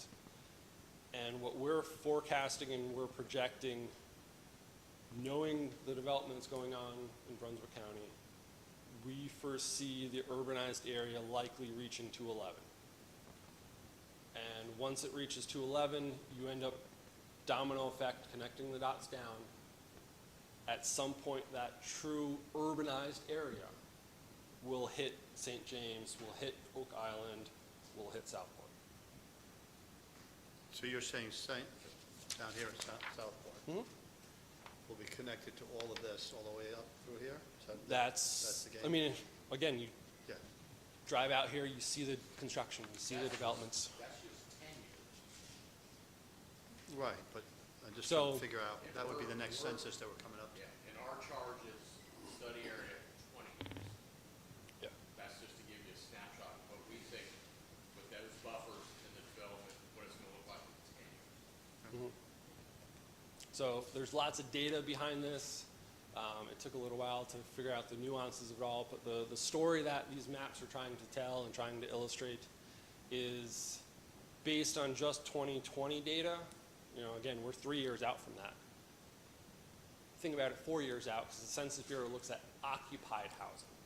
You can have 100 units, you can have 200 building permits, they can be actively building. But when that census comes through, if there's not someone in that house, it's not counted. And it's not going to be counted for 10 years.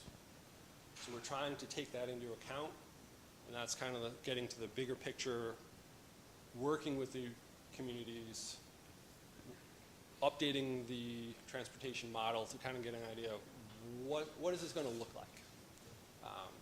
So one of the discussion points we had, Mark and I have had this conversation with St. James a few weeks ago, and the conversation we had, so anything that's outside of the municipalities, outside of the towns and the cities, in the unincorporated parts of Brunswick County, GSATs will expand into. So when you look at these maps, and the one on the screen that's kind of zoomed in on this corner of Brunswick County, the GSAT study area will at least hit St. James. And that is assuming St. James, Oak Island does not follow through with joining GSATs. And one of the discussion points that we kind of flushed out was, Southport, you're off, you're further away from the current urbanized area, but your residents and your tourists and your visitors will be utilizing the transportation network that falls within GSATs. So then the question is, if your residents are using it, even if your town, so this was very specific to St. James since their road system is predominantly private.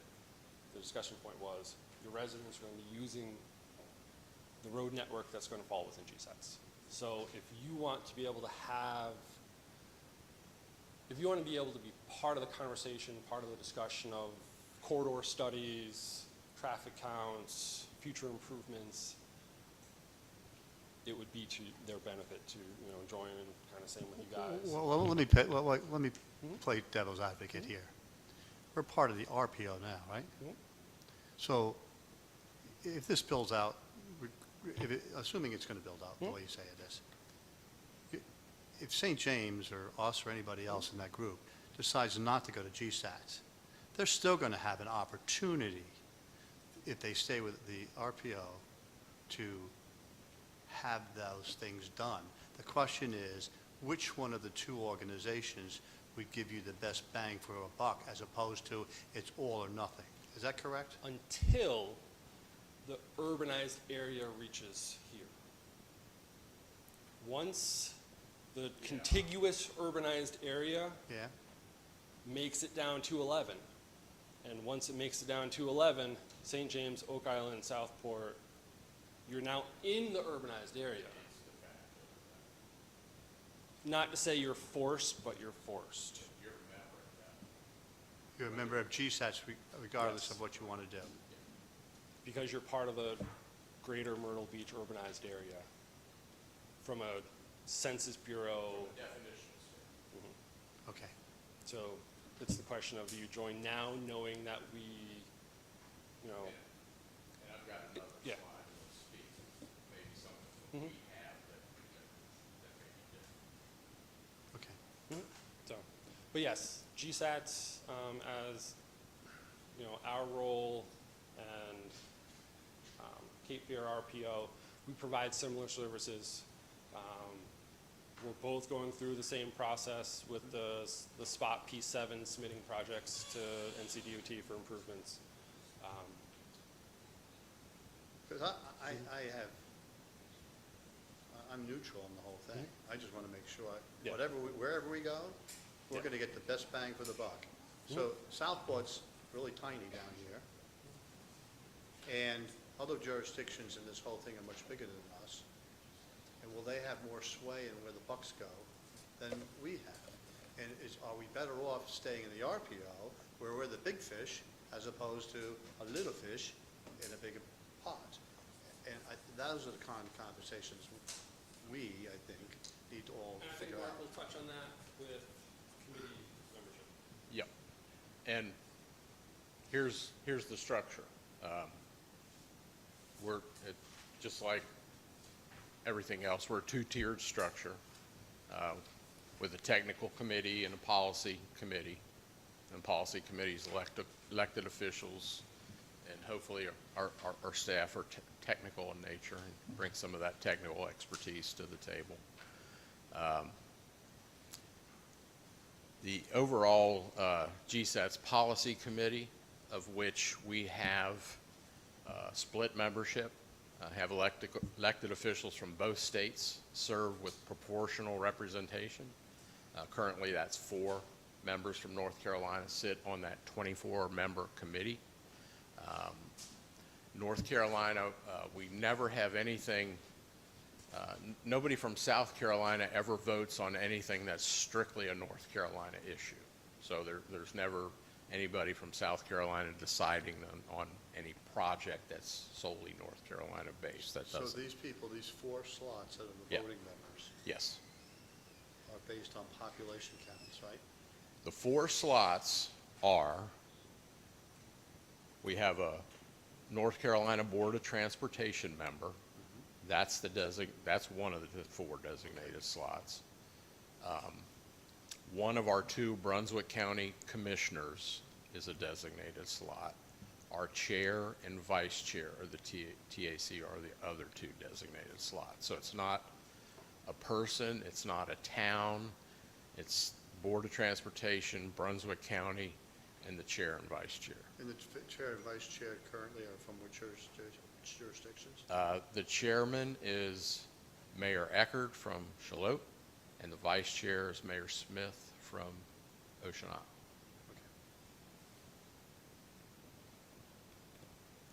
And there are TAC members currently, or not currently, there they are, and they're by, position. So, mayors, we have members from the legislative delegation, Board of Transportation, and Brunswick Transit that sit on the TAC.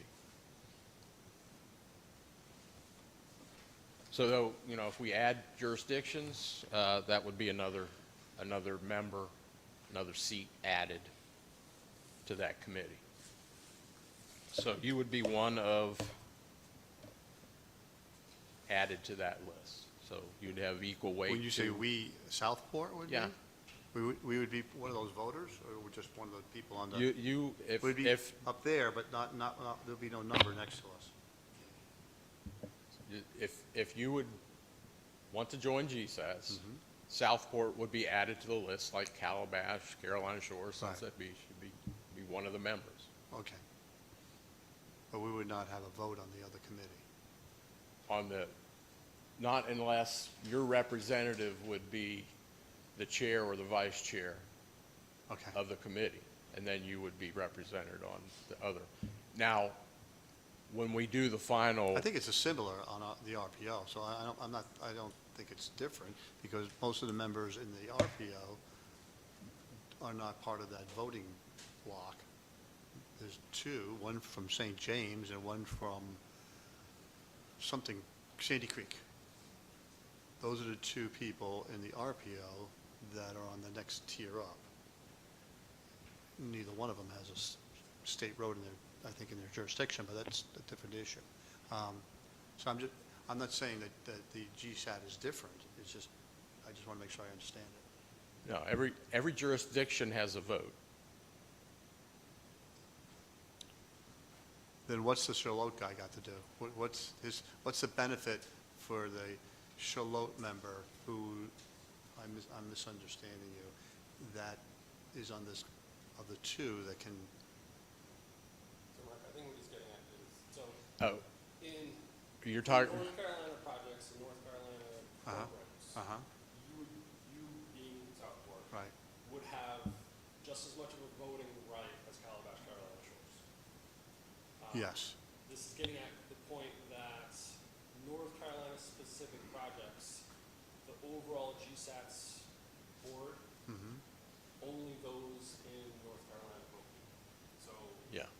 So when we go through the spot process and we're voting on spot projects, nobody in South Carolina is voting on anything related to spot process. Well, this is the part that's confused me, and not just Okay. from you guys. No. The others as well.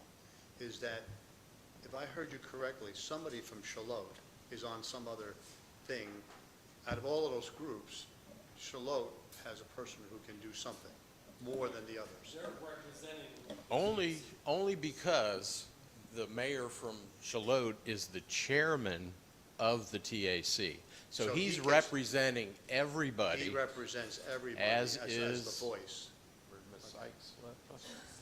As is the representative from Brunswick County, as is the representative from the Oh, NCDT Ocean Board Isle. of Transportation. I'm more concerned about the jurisdiction. Yeah, and that has to do with the fact that they are chair and vice chair of the And they were TAC. voted in by the other members. Yes, Okay, that's the part I was yeah. getting a little confused on. Thank you, sir. Oh, no, glad to be able to clear that up. Okay. Okay.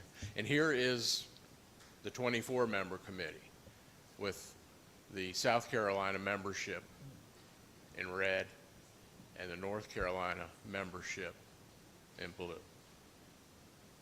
And those are by position as well, so that individuals can change every time there's an election.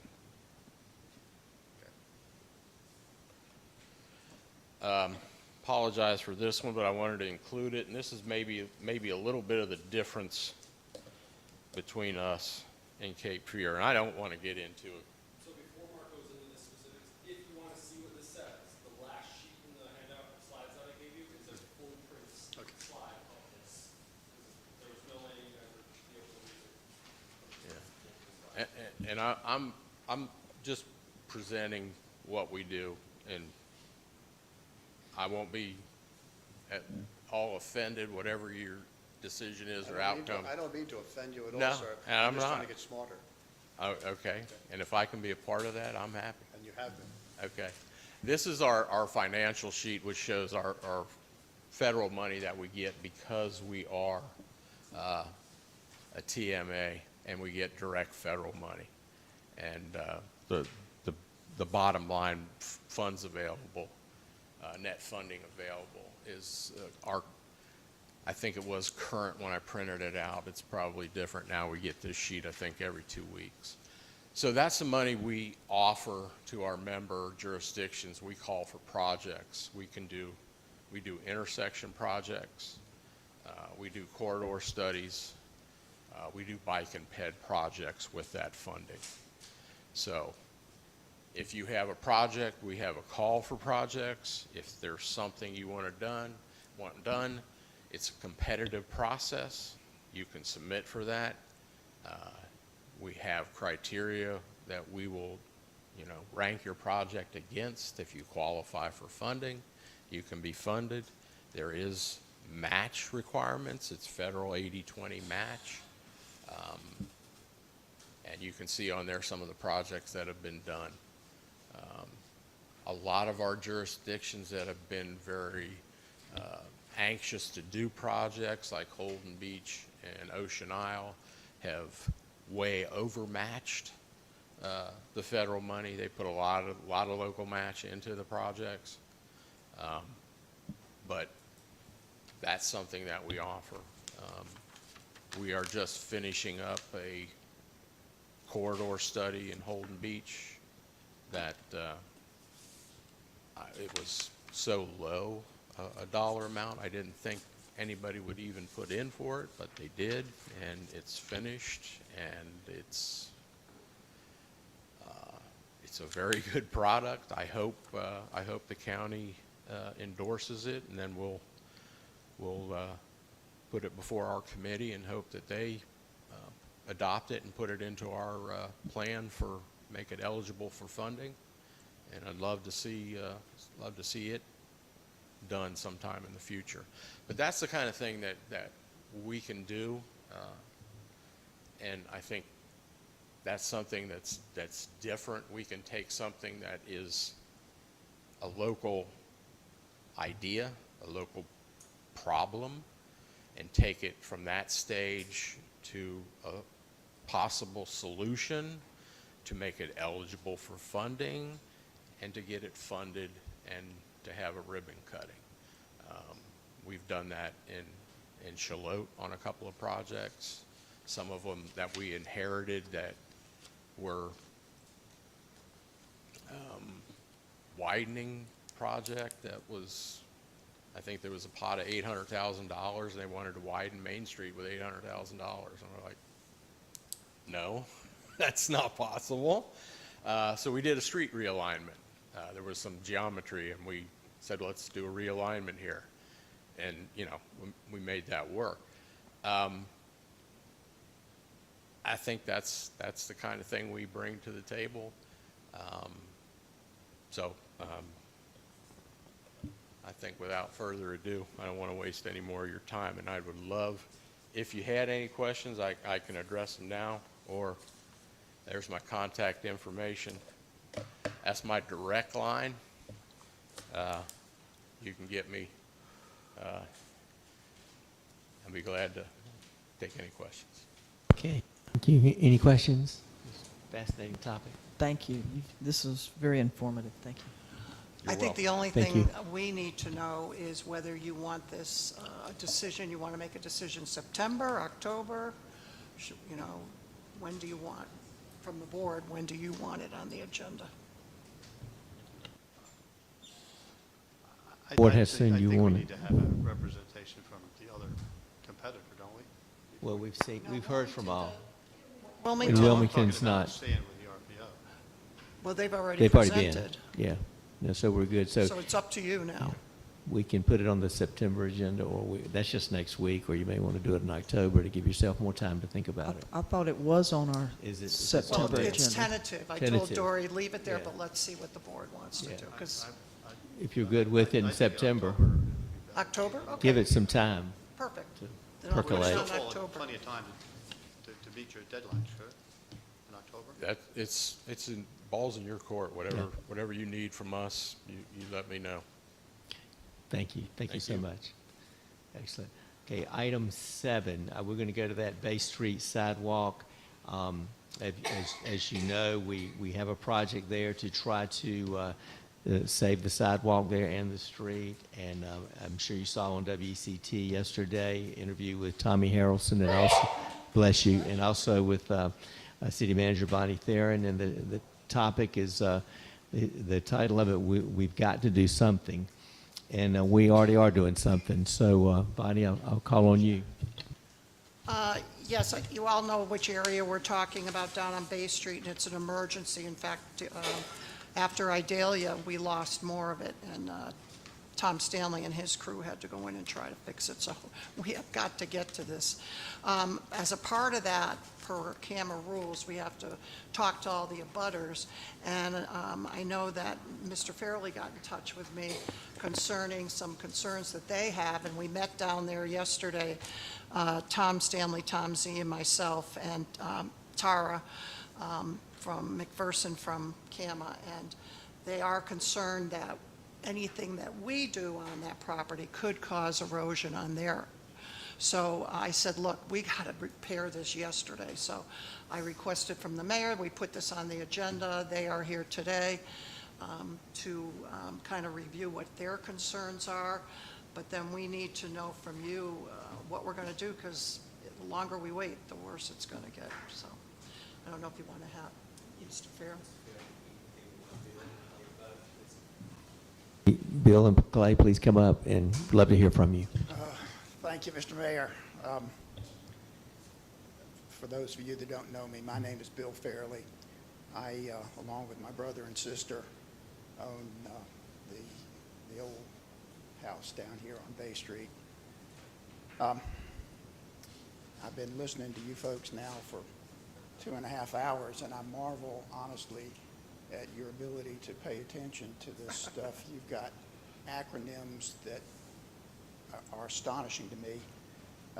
I am fond of thinking about Southport back when we got here in 1972, where there was exactly one traffic light in this entire county, and that was the one here at Morris Street and Howe. And it started blinking at 6 o'clock in the evening. We just didn't deal with the kind of problems you folks are dealing with. And frankly, you have my gratitude for being willing to deal with them. I could not sit in meetings like this and survive it. You folks do, and I am grateful to you for doing that.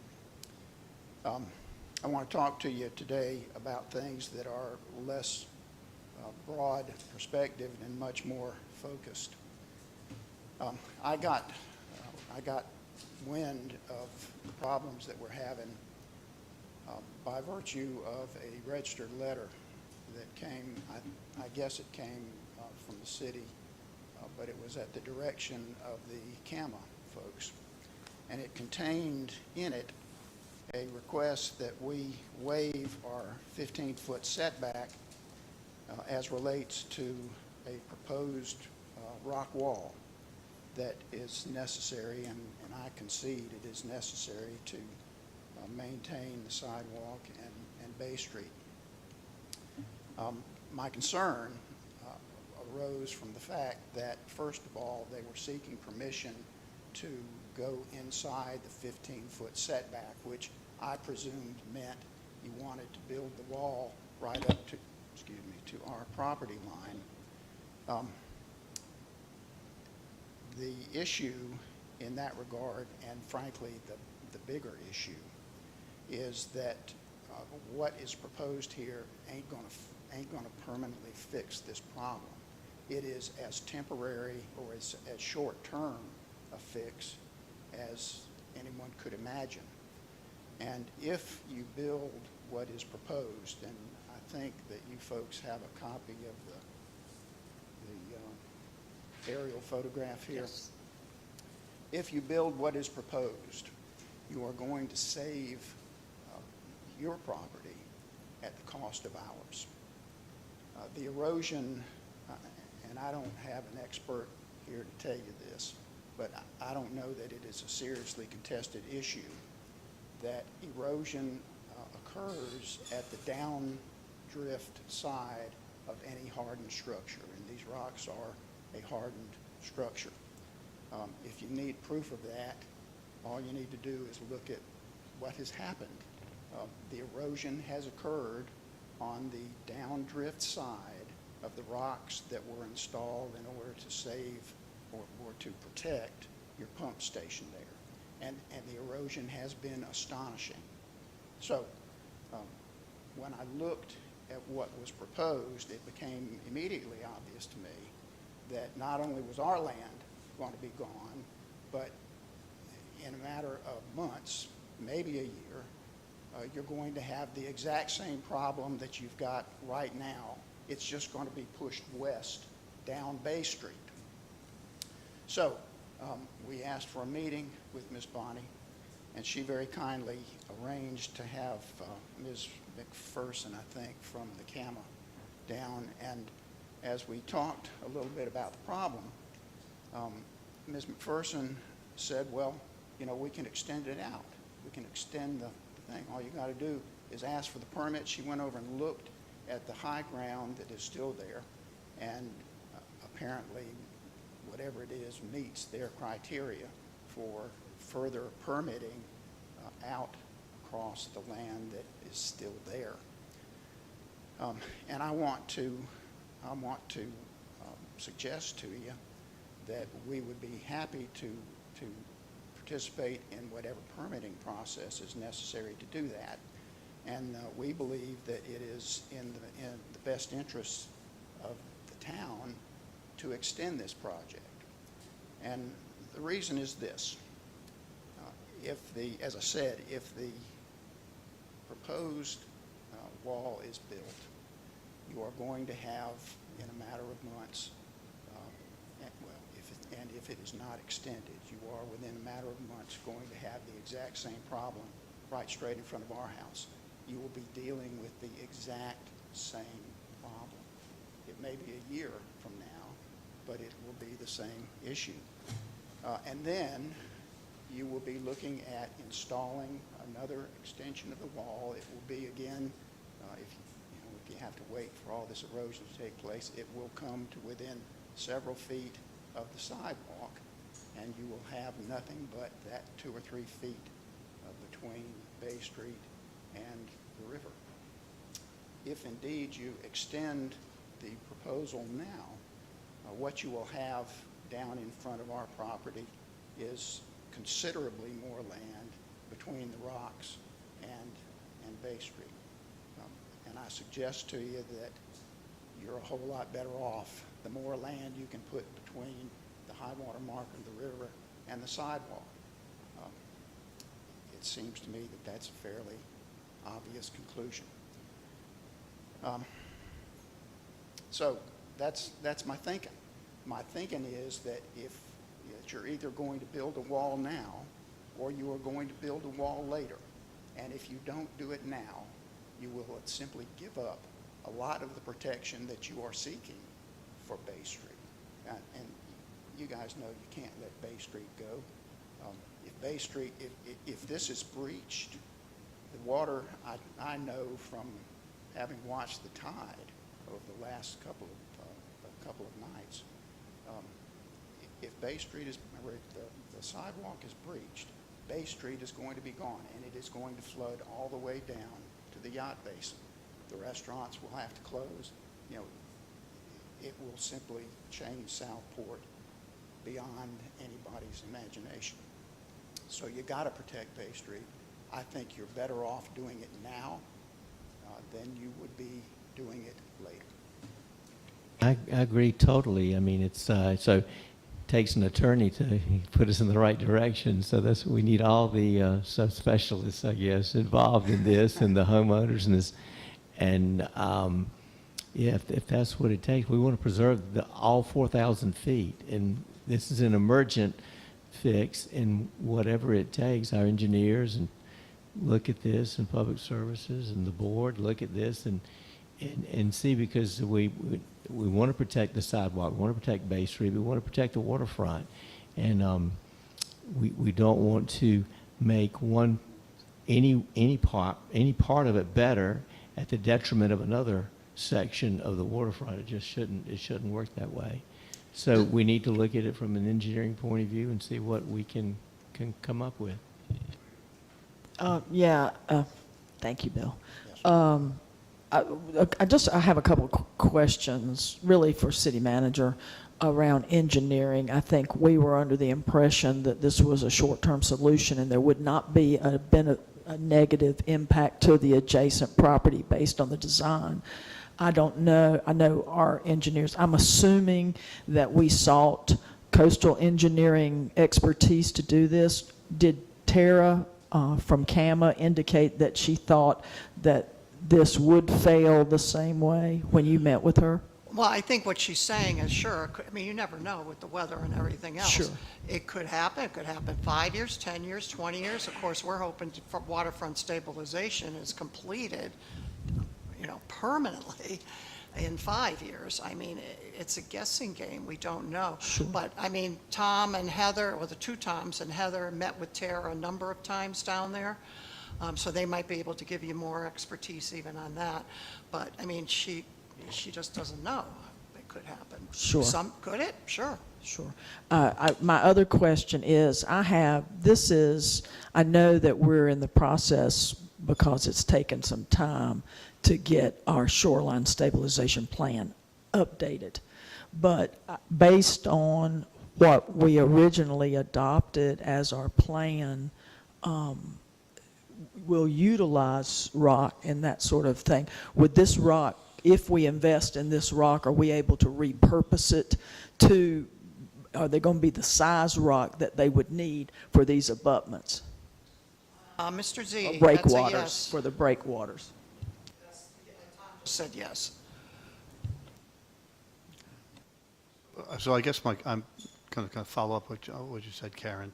So my understanding was, because I remember Tom talking about this, Tom Z, that there would be no foreseeable erosion towards American fish in that direction. And that this was a stopgap until we could get a shoreline stabilization program up and running. And when you say 5 years, are you talking about 5 years to start it or 5 years to finish it? Hopefully finish. Well, then we would, theoretically, we could start anywhere. Right. And there could be the starting point to go from, I think it goes from basically American fish down towards your property, and then further upstream after that. So if we started that, and it's the right size rock, because in the past, we may not have gotten the right size rock, but we now know that what we were supposed to get, that's all going to be funded in the project. And I would hope that we would be able to get back to this spot within the next year or so to work on the whole project.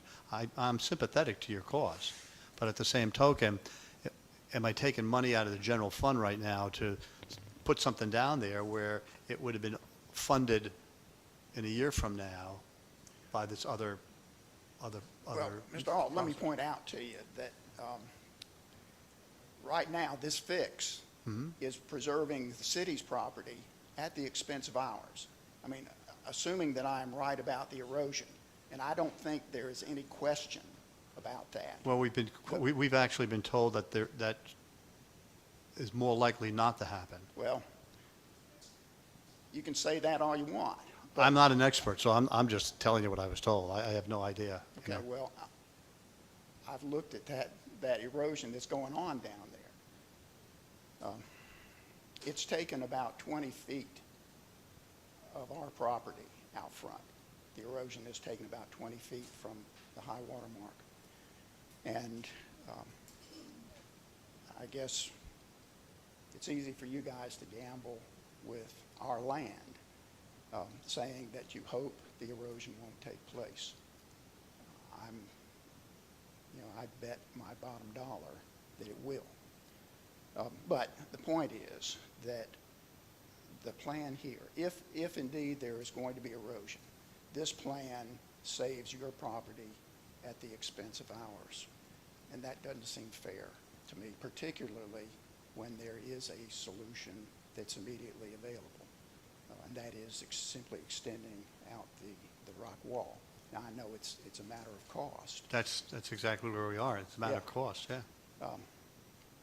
But again, this fixes your problem, but it does it at our cost. And I don't think that's fair. Extending the wall not only preserves your land, but it's for the common good. Sure. That's more important. Your land is important, but it's for the common good. All 4,000 feet of that waterfront, it's not just for Southport, it's for our state, it's for our nation. I mean, Southport's the crown jewel, one of the crown jewels of North Carolina and of our country. And so fixing this is important and doing it the right way. And thank goodness we have engineers that will help us do this. Are you suggesting we do all 4,000 feet right now? I'm not sure what we're talking about. We have a plan. We to have do a all plan, 4,000 and I want to feet. use that plan to get to where we need to be. Yes, I am suggesting that at some point, as we move forward, the best way forward, we will do all 4,000 feet, but right now we need to preserve what's in front of Bay Street. So just to clarify,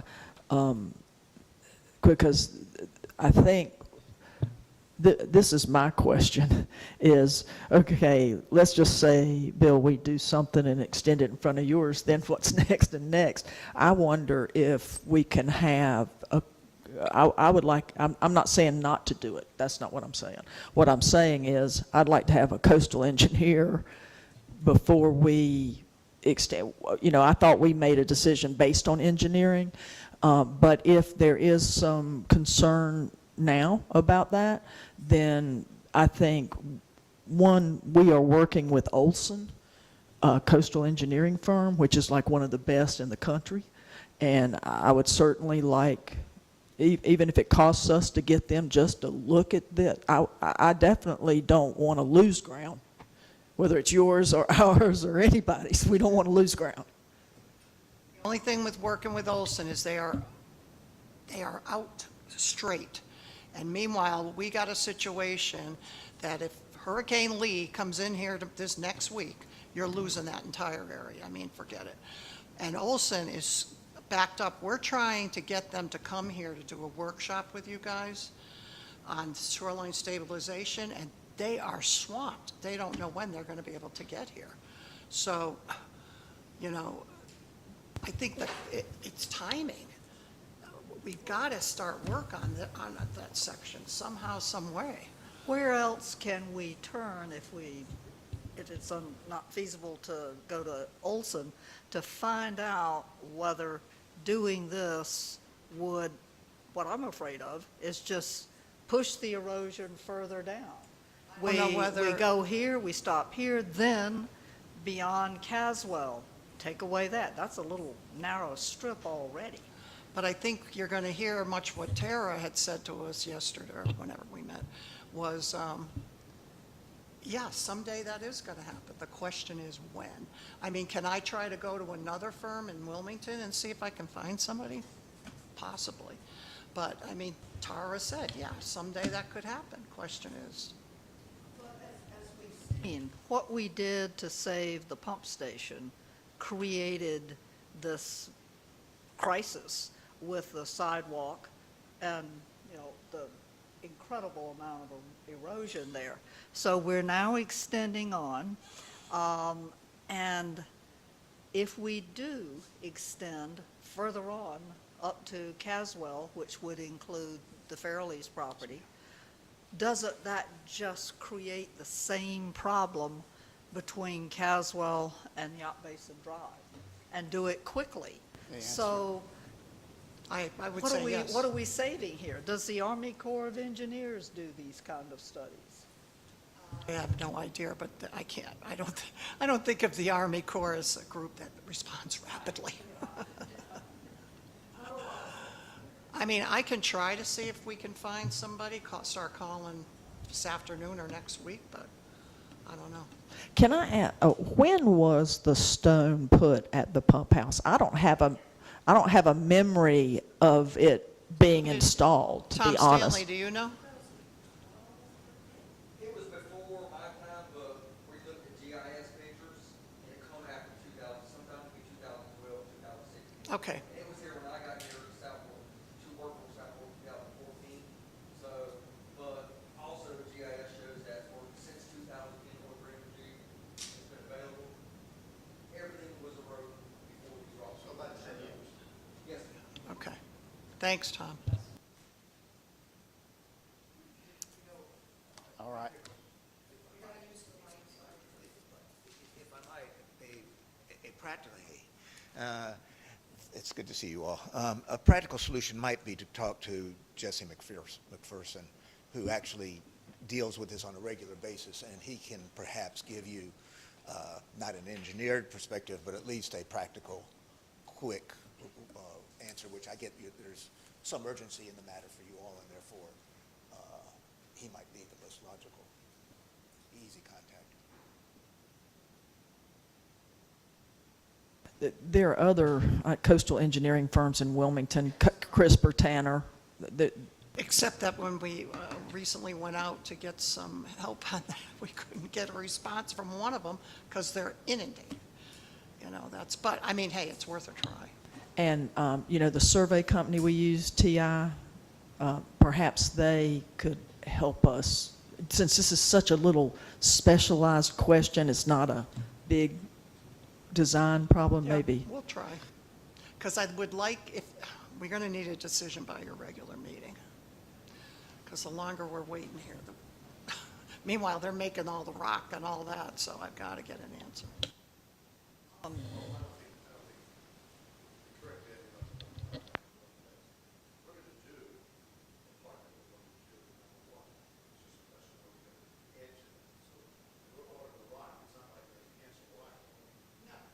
But it's just, I just fear that some big storm's coming in pretty fast, and we're going to lose it all.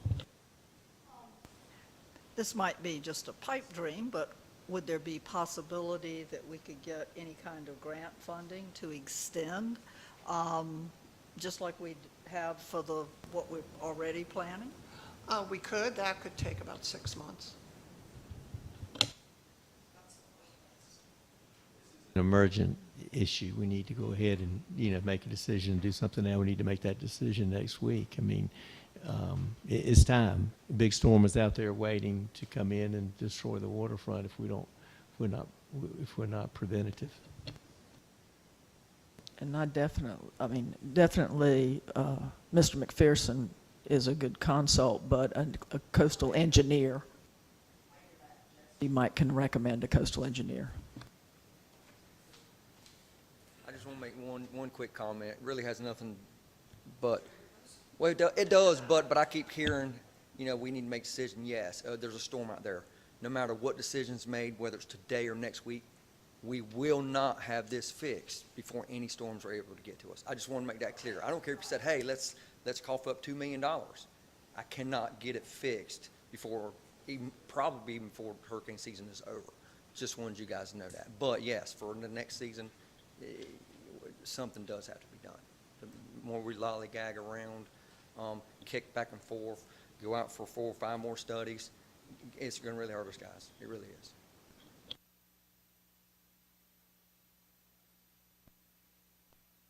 Is this on?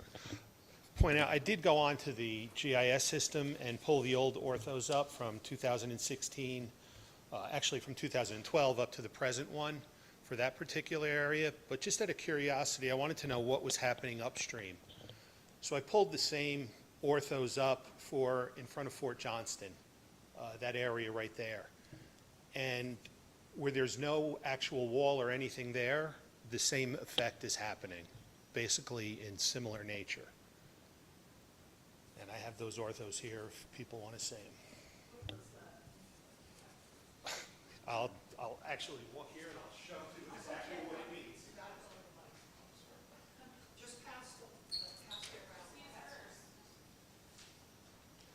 If you look at these three, and I put the dates 2016, 19, and 21. If you look at the dock on there and where the water line is and where the lot line is, you're going to see that the water is encroaching onto that lot line progressively every so many years.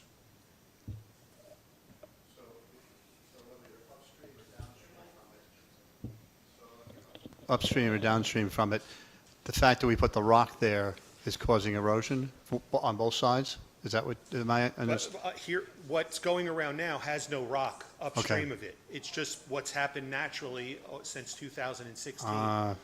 It's happening. The erosion Regardless is of the happening rock or whether the rock is there or not? Okay. Now, I'm not going to say that the rock that went in to protect the pump station didn't exacerbate the situation in that cove there. But the erosion is happening upstream where there is no rock. It's the same situation. Thank you.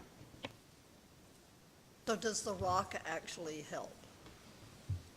The rock takes the impact and keeps it from rolling, taking that sediment and dragging it out. One other thing, the reason we're getting the big erosion on the corner right now is because you're coming straight down and then you're turning in. So the water's following that path and turning it. And then it's starting a whirlpool effect, and that whirlpool is eating it out. What we're planning on putting there is having it come in and then loop back out and turn it out to sea. So what you're going to have, theoretically, what should happen is as it comes off the end of that wall, it's going to start dropping the sediment that it's picking up and drop it there. So there's the potential, after this goes in, to increase the length there. Kind of similar if you put breakers in. On the back side of the breakers, you increase the length of the land that's there. We're not having this come in and dead end back towards the shore. We're having it turn back out into the river. So when it comes down, it'll take that out. And it, like I said, it should drop the sediment at the end of that wall. It's the same explanation you gave us when we first agreed to doing this, is it not? Correct. That Now- we thought that it would not cause erosion, and all of this is you have to see. Exactly. You I can't predict it. I'm just But going on basic engineering But as an principles. engineer, you're telling us that from your experience and from what you've been told, that is what's supposed to happen. Correct. And in the meantime, the erosion that's taken place has been over a 10-year period that we know of from the photographs. And hopefully, within the next year or two, we'll start doing something to start the project And if we started it at American Fish, or started at this point here, went to the American Fish, I don't care which direction we start at, but we start on that end of town as opposed to the other end of town, we would then help block the most at-risk piece of property that we have. From an engineering standpoint, you want to start at the downstream side and work upstream. Okay. You don't want to start upstream and work downstream.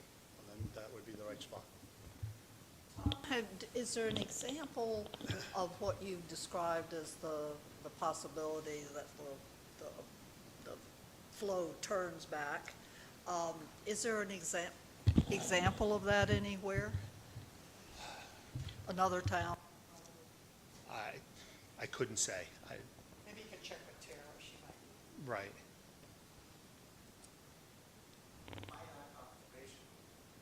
We just need the mic. The fallacy, potential fallacy of this is that should you redirect that water, the energy out, once you come off the rock cliff, theoretically, you have all this force and additional water that's getting in this U that you see, and it's going to be aimed towards Caswell. But that water at the end of that rock, there's going to be either, in theory, a cliff of water that's been compressed there, and to meet that, it's going to suck the water from behind to balance that out. So I suspect you'll have your erosion as a result of that. But again, you don't know. These are things you don't know. Oh, I know. That's why I'm. No, I know, honey, not you. But that's why I'm saying. We can't predict exactly what's going to happen because environmental conditions come in, and, you know, And frankly, that is the very problem. You can make your best guess, but frankly, it's a gamble. Hey. And if we lose, we lose big. Thank you very much, folks. I appreciate you. Thank you very much. Thank you, engineers. And this Mother Nature, Cape Fear is reclaiming its its land, and we're at Southport's in the way. So we'll try to battle it as best we can, and appreciate the work of the engineers and Tom Stanley and the city manager and everyone involved. Thank you, GSATs, for coming in. It was an excellent presentation. We're going to take a break now, and oh, Heather, is she still? Oh, okay, Heather. Can we just do the park? Yeah, we'll do the parks, and then we will. I can get do Heather that. out of here. Yes. Can I say something? I'm going to have to leave in 10 minutes to go to PT. I can't miss it. No, you can't miss that. Okay. Do we lose a quorum? If we don't have a quorum, then. All right, let's do Heather, so that at least we can get this done. All right, Miss Heather. I'm Good not to sure see you. where Todd went. Todd and Major Burke. But we met and came up with, there he is. We met and came up with some changes or additions to the ordinances to kind of define different areas that maybe weren't defined. And I think you all have a copy of that. And, you know, basically what we did was we took all of the parks and added the new ones to it. I believe you see that in section 12.4 under A. And we defined the hours from 6 a.m. to dusk. So that was the one change in that. We did have one section that was just attributed to Cavendish Park. Basically, that happened, about 20 years ago. There was activities going on at that park that, and somebody actually ended up getting hurt there, and so there was a committee, and we came up, and that was designated as a youth park. And honestly, we've used federal funds to do projects in there, so you can't discriminate on age or anything. So totally took B and C out. So that's why you see that scratched through, so that there's no restrictions on age and, having to have, an adult present with everybody, or it was only for age 13 and under. So, in, section 1227, A, all we did was we went in and added Fort Johnston, the Garrison Lawn, Taylor Field, Kingsley Park, Atlantic Street, Little Pocket Park. One of the major things that we did was, to help Todd and Tony, and under their recommendation, was to define what overnight camping was. We had no definition for that, so you'll see, overnight camping with a definition that you guys had recommended, and then define kind of what public property was, which is, all city-owned property, including but not limited to streets, sidewalks, alleys, improved and unimproved land, and parks. And then penalties. Todd and Tony came up with enforceable penalties. I don't think we really had defined them in the ordinances before. And so, again, Tony and Todd, these were their recommendations, and so we added those. So I would be glad to try to answer any questions. I just had a couple of questions. One, you're also going to include cabinets in A of 1226, I'm guessing. But I noticed a couple of things. One, you've added a statement in 3 of the sections about public property means all owned, and they're under prohibition of activity. So I'm not clear how that statement applies to there. I could see if you were making that statement at the beginning to say parks includes all public property or something, but I don't understand from an enforcement or a ordinance standpoint how that statement in those 3 particular places, I don't understand that. It's a case just moving it. Right. I think whatever you want that to mean should be as a statement of what you're trying to monitor. Almost like a mission. Or what you have authority over, or however. But it just seems an odd placement where it is. And then, Heather, I'm assuming that when it says none of these prohibitions shall apply to activities sponsored or supervised by Parks and Rec. Right, Because correct. then you're supervising and whatever. But what I would say is, do you need something special for Cavernous Park? Because when you go to the website, Cavernous Park is the only park that lists a charcoal grill, Right. which would be open cooking, which there's no carve out for that in this ordinance. So I don't know if it would be helpful for your clarity to have that, because I'm assuming you don't have to, if it's written as a park feature, you don't have to rent it to use it. That's in the form of a question, really. Yeah, if you rent the park, then you have access to that grill. No, but if you're not renting it, I can't just go so everybody that cooks and has grills out over there is actually renting the park?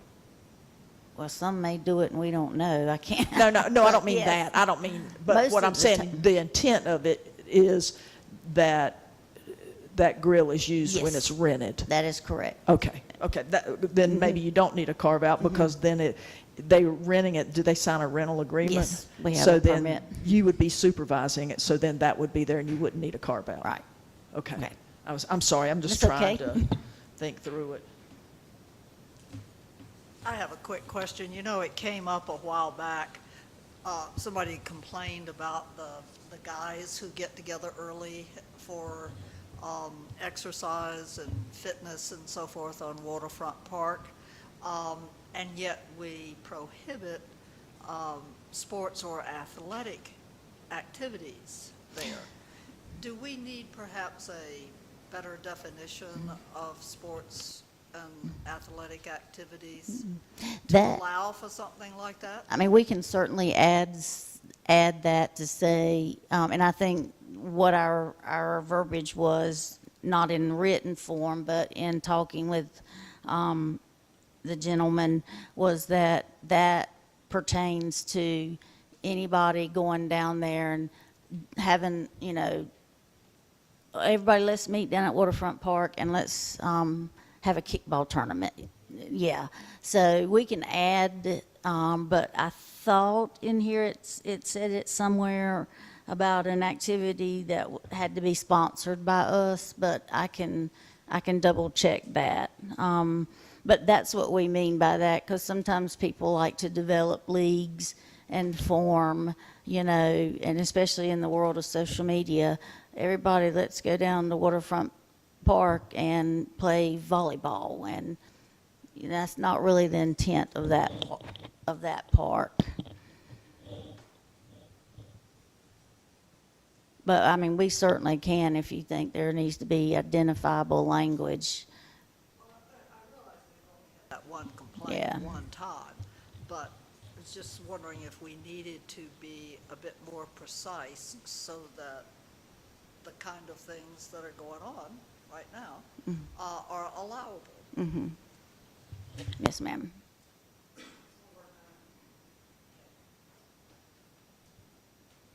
Question, any other questions for Heather? The only other question, Heather, is how do we know what the city policy is for the parks and rental and all that? How do people know? It would be helpful to have in the ordinance a reference that to contact for park rental or I don't know. We don't have it in the ordinance. We do have it on the website. Oh, do you? We do, Okay, yes, ma'am. okay. And then the forms that they fill out specifies what can and cannot happen. Mhm.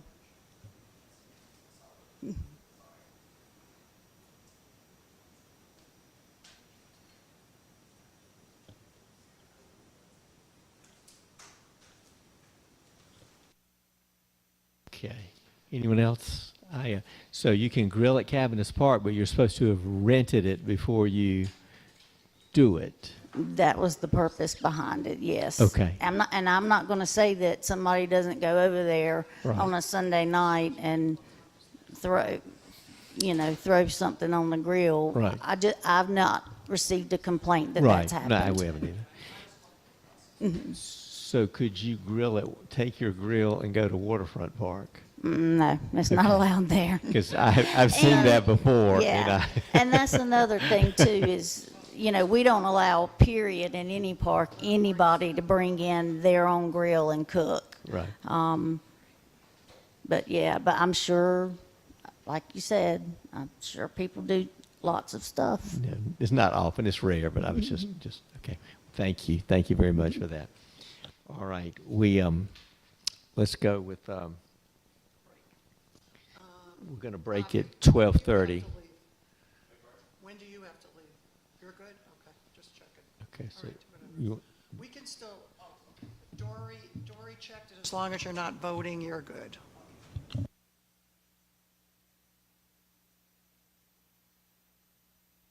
At 12:30.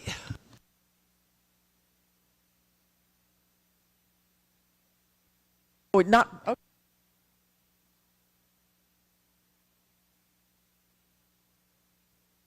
Capital improvement plan.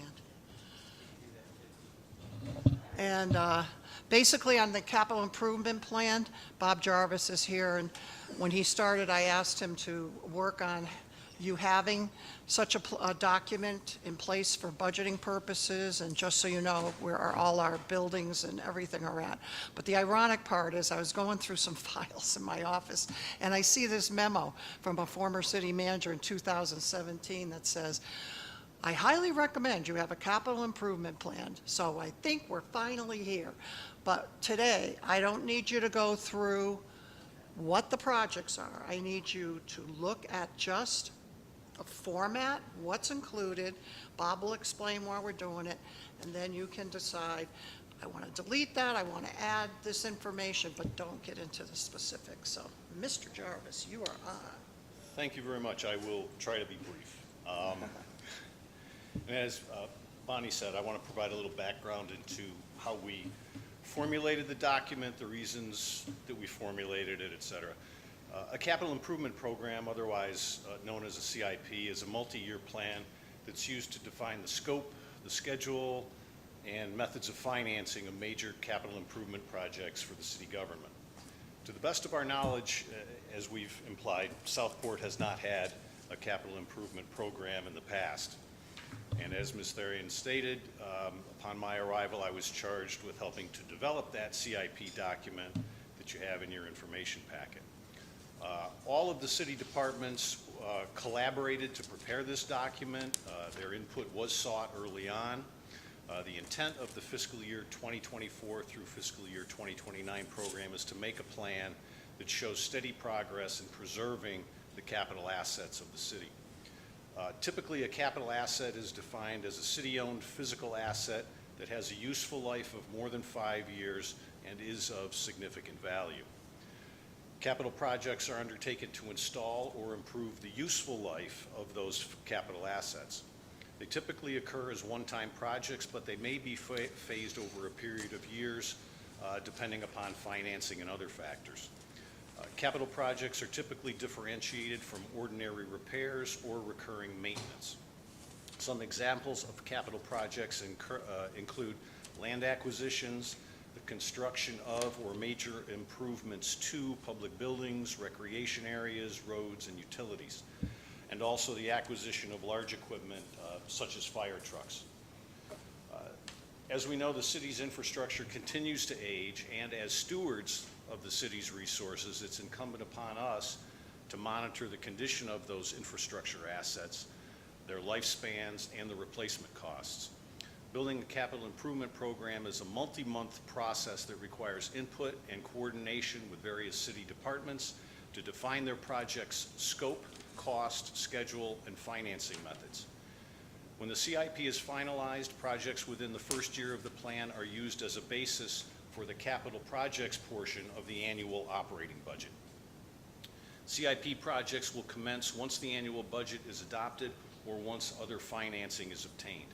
And unless they're phased projects that occur over multiple fiscal years, the projects are removed from subsequent CIP documents. Every attempt will be made to retain the capital projects scheduled for subsequent fiscal years. However, the document is indeed dynamic, and it may change based on several factors. Financing, priorities, and other factors all have an input on scheduling of projects. Projects may move up, they may move back, they may be eliminated from the plan altogether. It's critical that the city's ever-changing demographics and financial health be considered in the development of the capital projects to ensure that those projects remain in line with the needs of the community and the ability to fund those needs. And lastly, the annual review and revision of the capital improvement program ensures that the intent of the program is being met, and it provides community leaders and city officials such as yourself with a clear view of what lies ahead. And with that, I'll entertain questions about the document, its format, or whatever else you may inquire about. Thank you. Yeah, I don't really have anything about the format. I think it's awesome, and we're so grateful to have the two engineers that we have on staff that are moving us forward. So that's what I would say about that. I don't know, someone else may have a different question, absolutely. but this is where we've been needing to go. So this is awesome. Well, the first time I've said it before, the first time I heard CIP, I didn't know what the acronym meant, was John Allen. We were on the campaign trail in 2019. So the city needs a CIP, and I'm going, okay, I don't know what that is exactly, capital improvement plan. And as I've said many times, it takes lawyers, engineers, and money to run the city. And thank God for the engineers is all I'd say, because and I've said this many times, and I'm going to say it again next week if I can. You can name 5 actors, you can't name 5 engineers, and without engineering, you have no clean water, no clean air, no highways, no roads, no bridges, no cell phones, TVs, on and on and on. So, and I came up with this when I would ask, people in the hospital what kind of work do they do. When I saw an engineer, I would tell them that, and they had never thought of that before, and they were so appreciative. And it's true, and I've felt that way for a long time. So thank you for that. Thank you. For, as I say, thank God for the engineers. Any other questions? Or Do you envision, obviously the Board of Aldermen decides each budget cycle what we're going to fix. Do you envision putting input into that decision-making process to say, from an engineering standpoint, these are the things that need to be worked on first? Do you have input every year into helping us figure out what we need to spend money on? Absolutely. Okay. And I'll let Bonnie elaborate on that, but as I mentioned, all of the city departments, engineering staff, and other staff participate in the prioritization of these projects, determine what's needed, and obviously things may deteriorate over quicker than we had anticipated, which will cause them to move up in the program. But we all look at things from our own perspective of our wheelhouse. I'm looking at you as being the neutral decider of, well, that actually is going to decay if you don't do something, as opposed to, I really would like you to fix this. Because that's human nature. That is our primary role as engineers that are working on the project, is to kind of prioritize that, yes. It's just refreshing to have an engineers around to be able to ask those questions. Thanks. Thank you.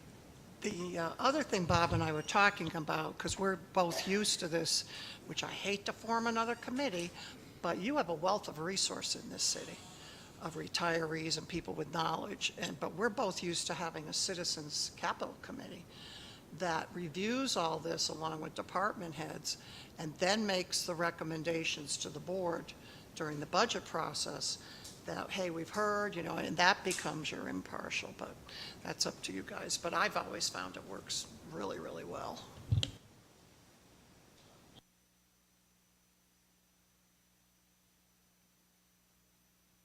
Usually engineers don't have a lot of emotion in their work. They're passionate about their work, but they use the equations and the facts and their slide rule, and this is what it is, and that's how it works. Well, we're all excited inside, Yes. No, you are. No, you're passionate about it. It's a facade that we don't really feel it. But really, the ones that I work with Hazen and Sawyer, the first ones that I worked with, they were fantastic, and as are y'all, so appreciate it. Thank you.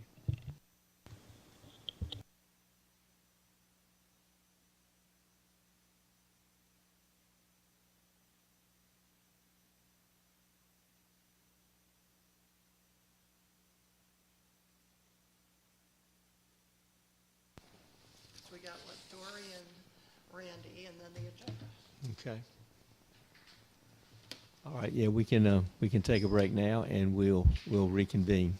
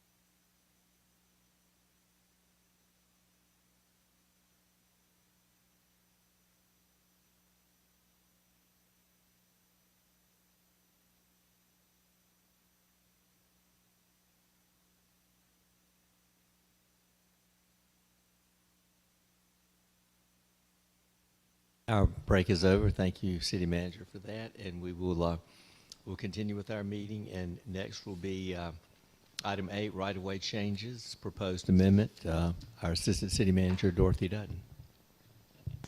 Okay, so the ordinance that you have before you is based on the last and the most recent language and direction we received from the board. The new text is in red, if that helps. So the option 1, in residentially zoned areas without off-street parking, property owners shall be permitted to improve 2 parking spaces within the right-of-way. And then that also adds vegetation or protective measures shall be permitted to be placed within 10 feet of the base of a tree for the purposes of limiting damage to the tree parked by nearby parked vehicles. And then in existing encroachments on right-of-way, the option that was selected at the last board meeting was right-of-way encroachments existing prior to the adoption date shall be permitted to remain so long as the encroachments do not interfere with the free passage of persons or vehicles. And then the city reserves the right to remove the right-of-way encroachment for any public purpose, shall not be liable for the removal of these encroachments, and shall levy the cost of removal in accordance with the section above. But then option 2 was right-of-way encroachments existing prior to the adoption of this ordinance shall be permitted to remain so long as the encroachments do not interfere with the free passage of persons or vehicles, and does not create a hazard. The city reserves the right to remove the right-of-way encroachment for any public purpose, shall not be liable for the removal, and shall levy the cost. And then encroachments permitted to remain under this section shall be permitted to be reconstructed if possible. So if you have any questions, I'm happy. So I guess next step we would like be is to schedule the public Public meetings. meetings, yeah. So I think that's where we are. So for Just wanted to make sure that you were okay with these changes and then we'll study. So for the 2 parking spaces, there's language either before or after that that clearly denotes that other people can park there as well? Yes. It says they are not to be reserved by the property owner, like the homeowner, they are there for public parking. Okay. Yeah.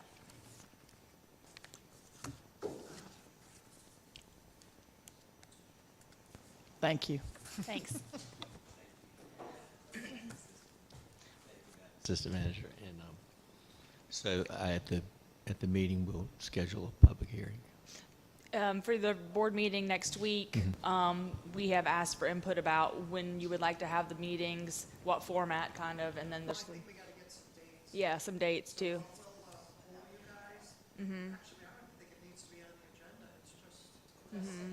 Well, yeah, I included calendars for the next few months so that you could look at that.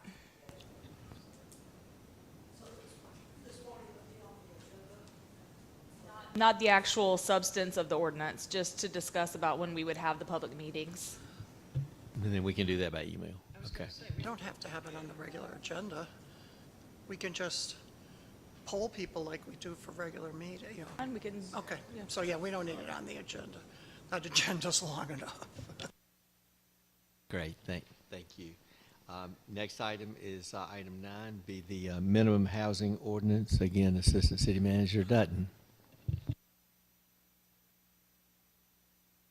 So this one is would be in addition to what we currently have as far as condemnations and how we handle dilapidated buildings and things of the city, but it does give us another tool, another set of processes that we can use moving forward. There are some homes, in fact, there is a home in the city limits that is unsafe. And we have, Bonnie and I have spoken with the property owner. She would like us to move forward with the process. And the way it would work is ultimately, if she can't afford to have it demolished, the city will pay for it and then put a lien on the property. So this ordinance was provided by ACE, or Alliance Code Enforcement, that's been working with us. Our attorney, Brady Herman, has reviewed it. He added section 493 about enforcement that brings up the, general statutes specifically that covers us that way. But it adds the definitions that might be used for minimum housing. It gives the list of the process itself. what is considered inhabitable. There were some questions, I think, Mayor Pro Tem, you had questions about the rooming houses. So we can talk about that if you'd like, moving forward, if you want to leave that, because that rooming houses is not listed in our UDO at all. We have some other definitions that are similar, that I think are types of rooming houses, but we can change the wording for Section J if we need to, and list those specific uses. Yeah. So if you have any questions, I'm happy to. Other than, and I'll just to clarify, the reason not to have the rooming house language in there is we don't have it in the UDO, and it would maybe have some kind of ability to be utilized that way. So, but yeah, whatever Brady and you come up with as far as if he feels like we need to do that, I don't know if you need to do that for transitional housing and all that. Those are all special use permit kinds of things. So I'm not sure about all three of those that you sent me, but whatever y'all think. I can definitely reach out to the attorney and see if he thinks it's best if we just remove that section, since we don't really have that use, or if he thinks it's wiser to change the name. Sure, and I'll have that for you. Did something motivate the question? Is there a rooming house you're concerned about? No, what motivated the question is it's not, we don't allow rooming houses in the UDO. So I wouldn't want to have language in an code of ordinances that talks about rooming houses that aren't allowed.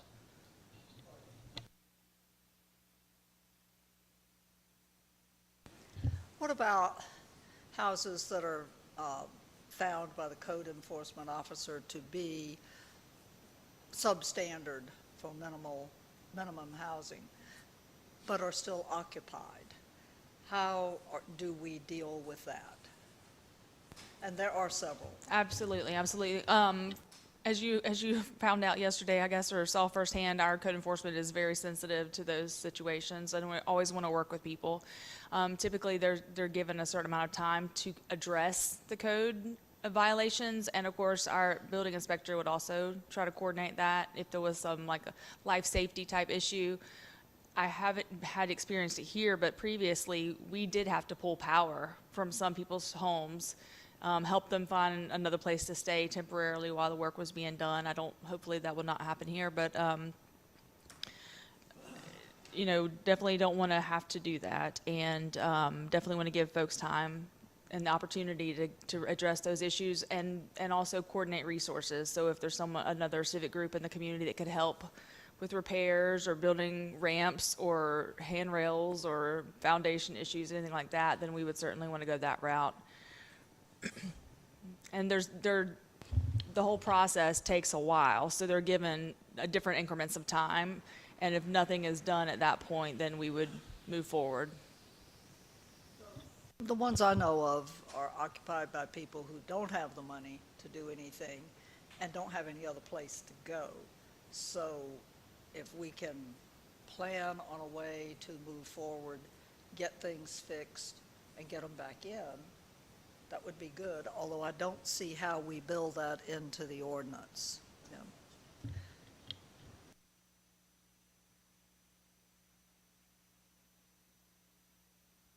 Or do you as a city want to get into that business?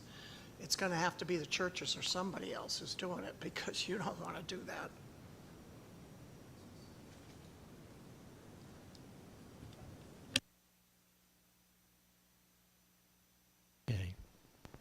I was just going to add, I'm not sure if Brunswick County participates, but I'm used to dealing with community development block grants when people are in that situation can apply and get housing assistance with repairs, and sometimes they'll provide a loan to the folks and then at a no interest loan, or make it a certain payment each year back to the organization that's lending the money. So we could certainly try to look up that and make sure we have a resource in place and information to give the people if that happens.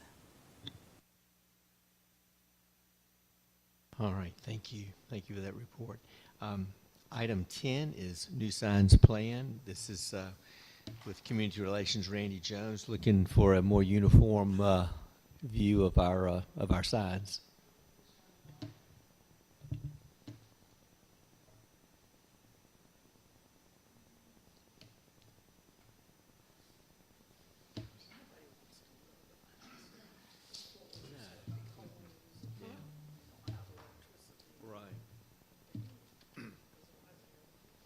Right.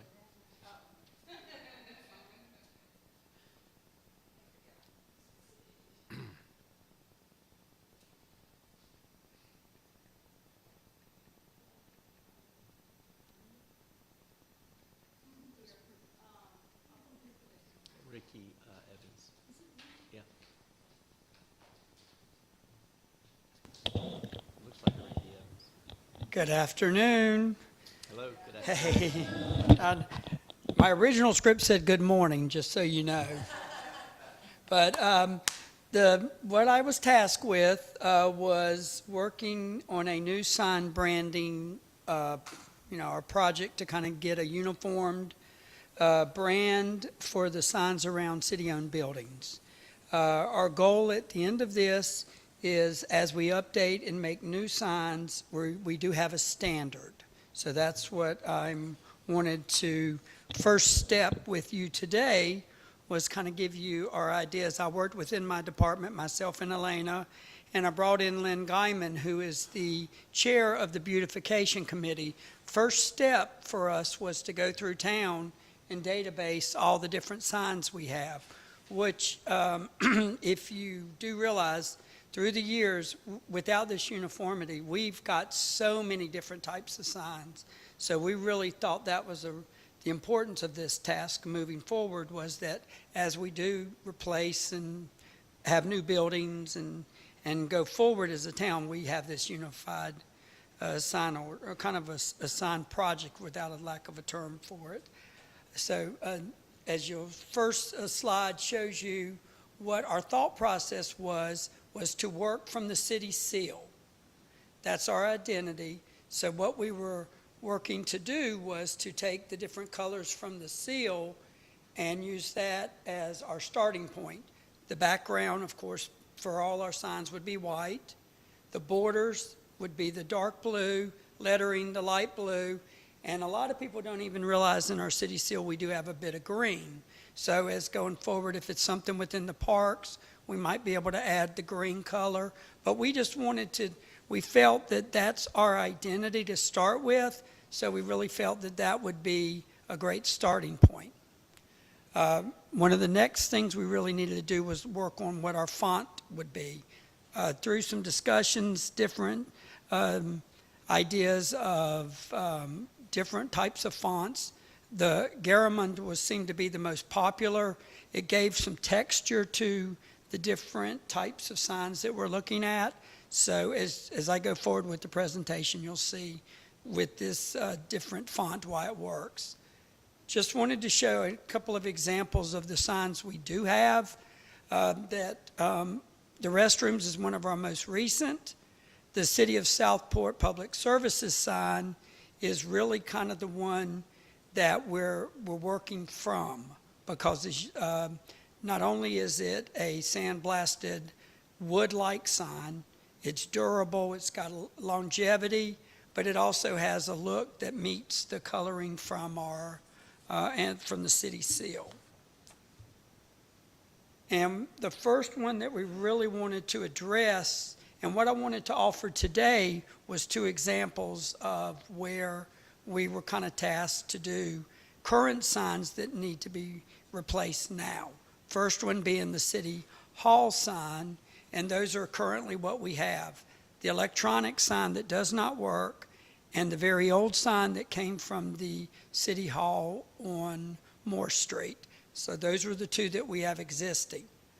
What we've done is taken the idea of the sign that's in front of Public Works, which we think has a nice defined look to it, and have worked with one of our local sign companies. These are actually mock-ups from them that will give you an idea of what we can do. Again, they all center around the city seal. City of Southport, one of the things we added, of course, was 1792, our year that we were established. And then the city hall. So these are just some examples, as I like to call it, a starting point. So you see what we have here, and I would go ahead and I'll go through the other ones, and then we can go back to the next one that is top of the list is we have a sign at Taylor Field that was temporary for the opening. This, what you see in the verbiage there is what we were given to put on the sign, so it's a little different. But if you'll go forward, we can take the verbiage and follow it up with the same type of options that we had for City Hall. So I guess if we keep it on this slide and you look at those four different options, they're the same options that would have for City Hall. So I would probably open this up at this point to just see some comments from what we have here, because this is a work in progress and we definitely starting point. Actually, on any given day, it changes, because I like number 2, because if we wanted to add some things underneath, such as, we have sign that's in the Low White Park that has a little addition at the bottom that points you to the pollinator garden. So with a flat bottom, we could do some more with it. But I've had some comments that people like number 3. Number 1 seemed to be the least popular. Number 4 was just a little more ornate. But I was trying to look at functionality of number 2 and realized we could play off that a little bit. And to 1 and 4, because of the way the poles attach, it really wouldn't be the same on both sides. So if you were using it for two sides, you've put it so you see it on both sides, really 2 or 3 would have to be. Yeah, and that's the design. one thing I wanted to, because again, as options, what I had him do was put poles on the side and in the middle. So that is kind of our options. And when we look at public works or public services sign, it's on the side. So my preference was on the side, probably the white with the blue tip. That was my suggestion to kind of give it, again, clarity with the whole sign that we have. But again, I thought number 2 would work because I think we could play with it a little bit and have the option of a little versatility going forward. Yeah. You're not proposing, or are you, to change the font of the seal City of No, Southport? ma'am, no, ma'am. That I would didn't be. think so. No, ma'am. That's why I actually worked from that.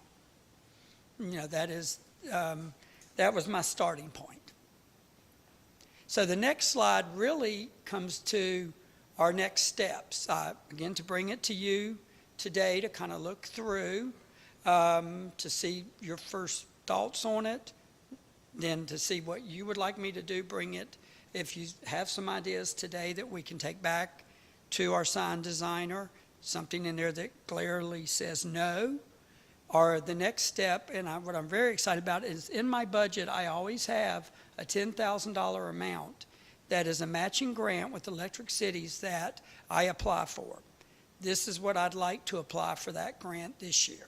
So it's a $10,000 total with our $5,000 match. It's already in my budget. I only use it if I get the grant. So that's kind of, no, that's just I'm not sure, because the gentleman said these, like if I use the City Hall, and they can be as big as 10 by 5, but I would look at some sizes. But he said a sign like that with the sandblasted would, I don't really want to give a number, but he said it's quite expensive, definitely $4,000 to $5,000.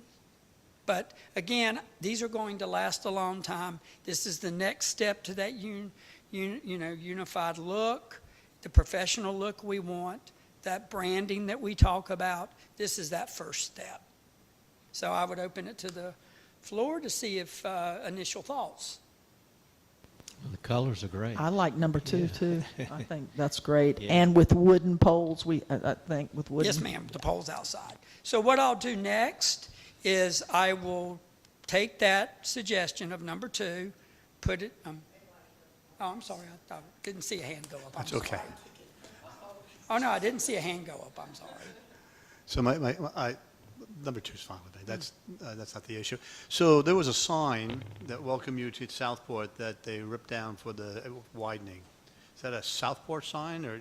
That sign was produced by the Lions Club. Okay, so we're not So going to they replace would, they would have a role in reproducing it, but we would actually work with them with these standards. Yeah, And they- they're aware of that. They approached me when I first got here, so they're aware of what's going on, so. You know, it's amazing what people bring to your attention. Like, you're going to put the sign back up, right? Oh, yeah. Yeah, It's okay. on the, and I actually think that was one of the catalysts to do this, was was when the Lions Club approached us about signage. We knew that this was one of the reasons it was a priority. And then there's the next sign as you get as you're coming this way down House Street, saying Southport city limits, I think it is, or something like that. Then that sign would also be eventually changed over to this?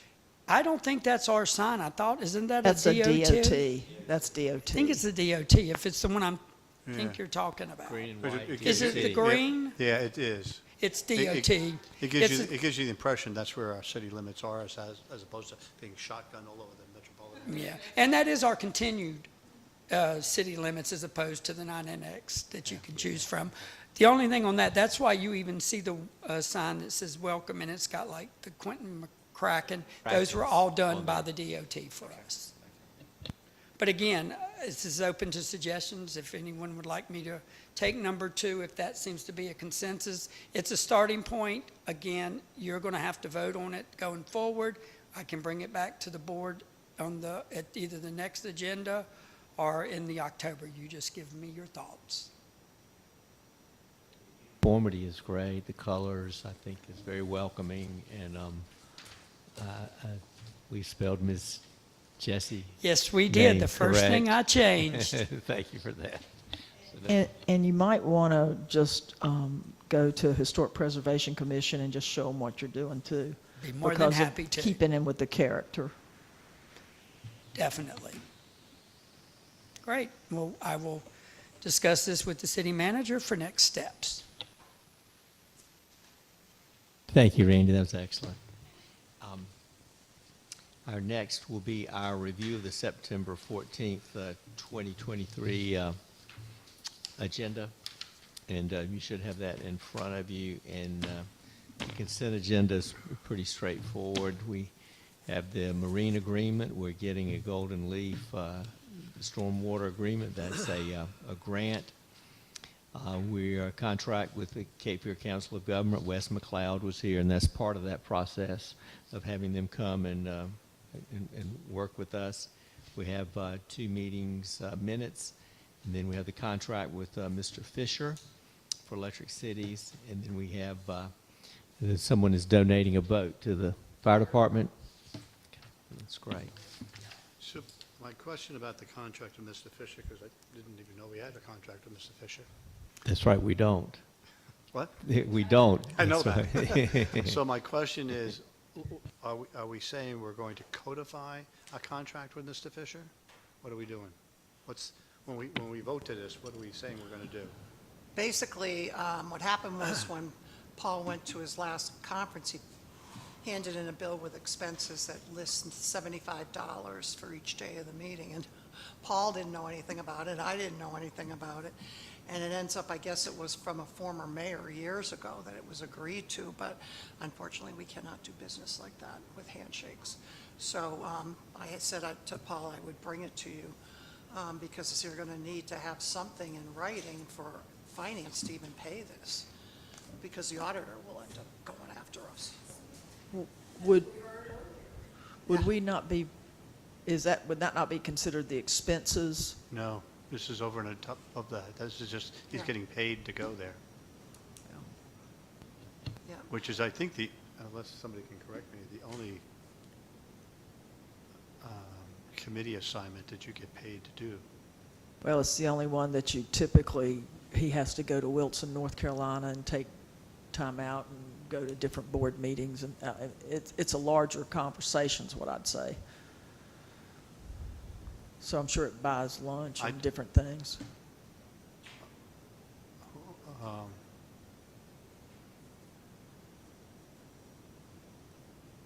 I don't know that job is any more complicated than the planning board.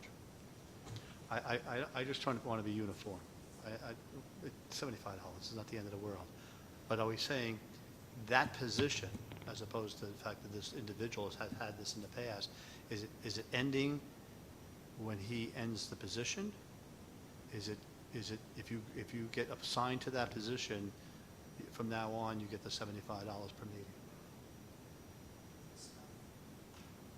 Right now, it's for Mr. Fisher. So if you pick someone else, that's going to be up to you guys to decide that. Standard that we can look at for the other municipalities that are part of electric cities and what they do with their representative? I can try to get that, yeah. Yeah, if there was others that we did it, then it would be a pretty easy fix.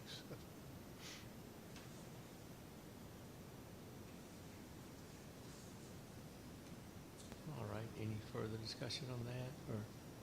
And then the item 8 is the resolution adopting Brunswick County's Emergency Management Operations Plan, something that we should do and would do. Item I is, Good deal.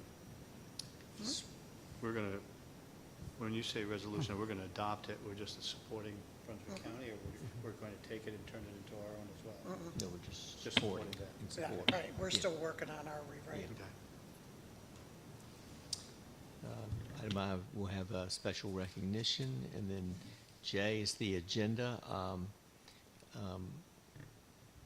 Bonnie, oh, it's a secret. Is the, item 1 is the financial policies. We've been doing policies. Bonnie, do you want to expound on that at all? Yes, there's 3 new ones. The travel policy, which we really needed to update because that hadn't been done in years. So we have reviewed it with the staff, with the employees, with the department heads. Brady's looked at it. Everybody's happy with the way we've spelled this out. Procurement policy, we did have one, but it just hasn't been updated for a long time. So it's how we purchase. When do you need bids? When do you not need bids? Blah, blah, blah, blah. And then the federal procurement policy is because if you get federal grants, you have to follow federal guidelines for purchasing. So those are the 3 new ones. So the travel policy is upgrading the, like how much you get paid per mile, because you were using 1937 gas prices? Yes, right now we go by the IRS, whatever the gas amount is. There's an actual. Right now we do? No, well, yeah, we use the IRS mileage rate right now, yeah. Okay. Yep. Policy also talks about the process of going on the trips for Especially for yeah. employees. We've had employees go out of state, none of us even know it. It means you can't be working like that, so. This will be a policy, depending on if you're staying in or staying in state or going, it's all spelled out. And then depending on where, if you are allowed to go, say, I don't know, Las Vegas, just throw it out there, then we would pay housing and meal rates depending on that region of the country. And there's a chart you can go to figure that all out. Yeah. Yep. But department heads, employees seem happy, so they understand now how it's got to be done. Then we have 2 presentations, space needs study and then the merger feasibility study from Wooten Engineering concerning our sewer. Bonnie, any comments on that? Sure. Just Josh will be there to give you the preliminary results for building a police station and also renovating City Hall. It will come down to looking at the space needs. You'll get to see those costs. City Hall with renovations. You're going to see how it's going to have to be manipulated depending on whether the police are in the building or they're not in the building. So he'll be presenting all of that to you, and also costs, and then a rendering of what possibly a police station could look like. And then merger feasibility study, you already have the report, but Dave's going to come and actually go through the report. And then if you wish to, I would want you to endorse it and that we bring it to the county commissioners that you either do, well, if you're not going to want to merge, then obviously I wouldn't do it. But if you're going to merge, I need to let the county commissioners know that. Thank you. Next will be we talked about it at a previous meeting, text amendment, illuminated signage, and we also have talked previously about rezoning 605 West Brown Street. We've had the public hearings on those and just need to vote on that. And then item 6, we're going to probably do in October, looking at GSAT versus RPO. Item 7, building assessment consultant selection, that should be ready. If you'd like to expand on that. Yes, we interviewed 2. We got 5 proposals. We interviewed 2. Tom Stanley, myself, and we have a new fire department employee who's the new, what the heck? Yeah, fire inspector and all that. And ironically, he has an electrical and mechanical engineering business. And I'm like, oh, my ears went, oh, really? So he helped us. Brian was real helpful with that. And so we're going to recommend what's it called? High Caps. The price was, I was thrilled. 35,000. We budgeted 150. And they can do it and have it done within 8 weeks unless they run into something. One of the questions I asked was, are they going to be able to get in that courthouse and tell us what's going on? And they both said that we interviewed, absolutely, they can do it. As long as they put on the right equipment, dear God. So, yes, oh no, they know that. We went over that. So they've had, in fact, they gave examples of buildings they've worked with doing that exact thing where the whole inside hadn't been looked at in years and there was health issues. So that's going to be awesome to have all that done. So we are thrilled with the company choice. And then minimum housing, that's just, we're setting up a meeting on that. Right. Oh, that's the You one. have to have a hearing, Dory? I thought For that, you do not have to have a public hearing. That's right, we don't. That's just, Right. that's coming back for that. Yes. I was thinking about the other thing. That's But right. I will find out by then about that J section, the rooming houses, and change it, yeah. Yeah, then we'll be voting on that minimum housing ordinance. Okay. No, this is just a vote on the ordinance. And then 9, parking studies not ready yet, correct? No. So, and then the Creek Committee, Bonnie?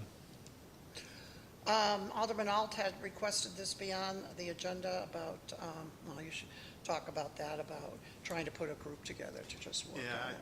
I just wanted to have the board direct the manager to bring in the county public health, the EQ, city staff, and whoever else they think is appropriate to decide what, if anything, we need to do as far as posting creeks that are routinely polluted. We know that some of them, like Cottage, is almost always polluted. And I noticed that even over in Bowling Springs, if they get to a 450 count, they put the sign up, that says, don't go in the water. And ours is at 2,500. So we're way over the top of that. And should we be posting it? Posting. And then have a policy that says any waterway that comes along from this point forward, the manager has the authority to go with post. it, do whatever they need to do. Okay, good. I would like to see about DEQ, because I have some questions, like at what point is DEQ notified? At what point do they take action? I thought our staff was testing the water. I remember when we do, so and then I guess if we need a policy. Yeah, we've been in touch with DEQ. We've given them the information and they don't seem to think there's an But issue. I think we're obligated to at least have reached out to them. Whether they play is up to them. So the manager can say that we tried and they couldn't come, but they have They have the state authority over water quality. So I have very little faith that they'll show up, but. I'm just curious about what their thresholds for things are and how they look and how do they I think public health has remedy. some of that, but public health will push off the DEQ, because a year ago or so, I talked to Public Health, and they pushed back to DEQ. So the most we may get out of DEQ in this workshop is, what is your magic number?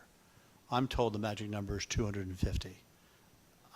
I'm not sticking my flag in the ground on that. So whatever DEQ says the state limit is, then that will be the limit. Right. But we need to get it from them to have it Right. officialized. So is DEQ coming then? Are we reached out to them? I would see, Yeah. because I think that would be helpful, and staff, of course, I'm going to have questions for staff. So, bless you. So I think what we need is just to have, Asheville had a problem with the French Broad River, and they had coliform contamination, bacteria contamination, and DEQ was involved with that and with that project.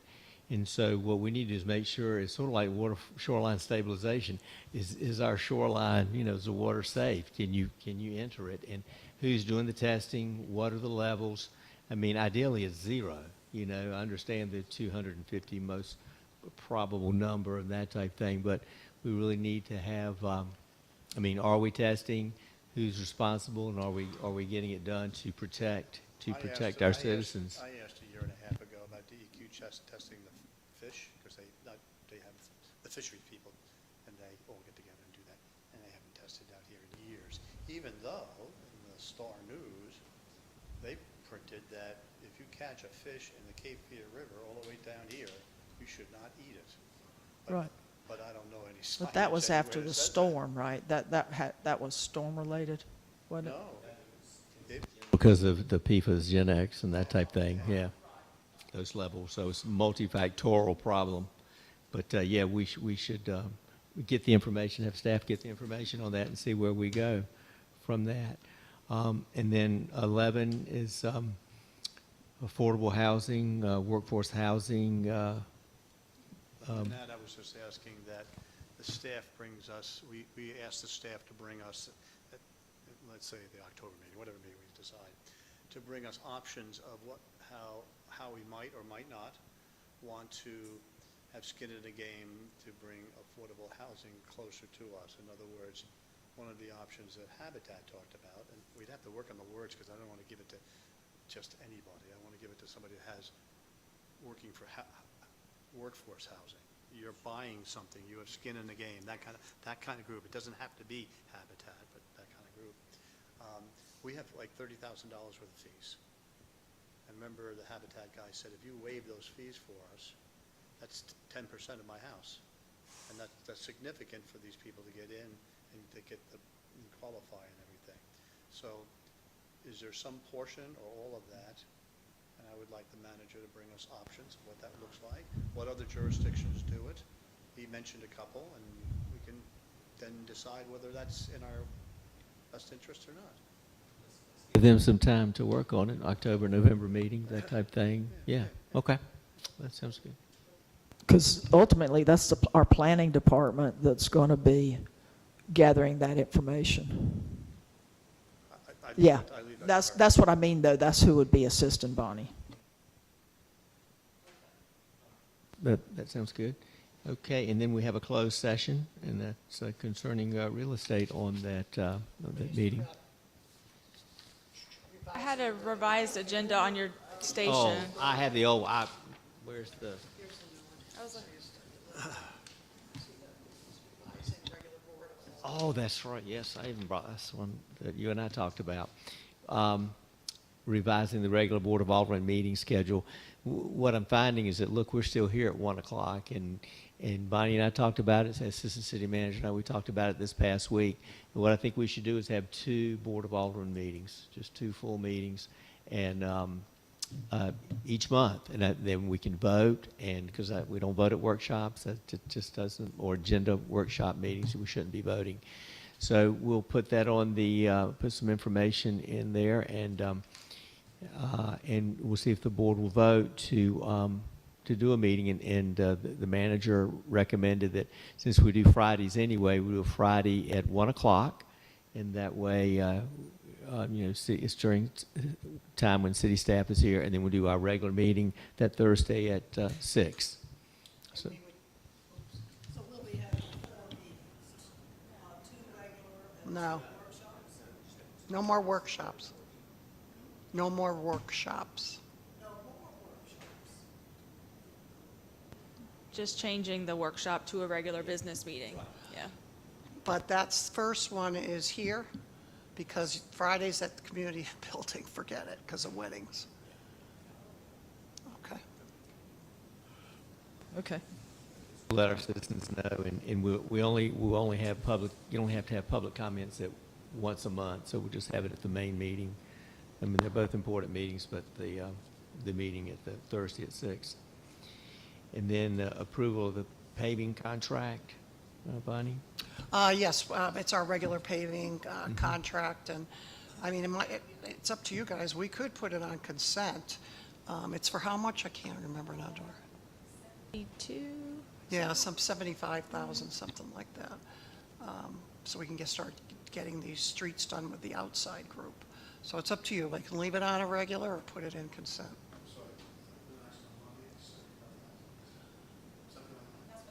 Just 4. I believe so. In your packet that you'll get, there's a list of the areas they're The focusing streets, yeah. on and the contract information. Yeah. Oh, yeah. It was, yes. On the consent, let's just move to consent agenda, because I can't imagine us not doing that. And then Bay Street? Bay Street, in terms of whether or not we're going to extend. Okay. All right, we'll add that discussion and vote on West Bay Street. And then item 13 will be the next item will be appointments to the Cemetery Committee. Alderman Davis will handle that. And then we'll have a closed session concerning real estate. So any questions, board? Any in that regard? Anything? Okay. Any comments, board, before we have a motion to adjourn? Okay. You can't adjourn, you don't have a quorum. We can't even adjourn, that's true. See y'all. Well, we cannot close the meeting, so we'll continue over the weekend, and we'll see you next time. Thank you. Great meeting.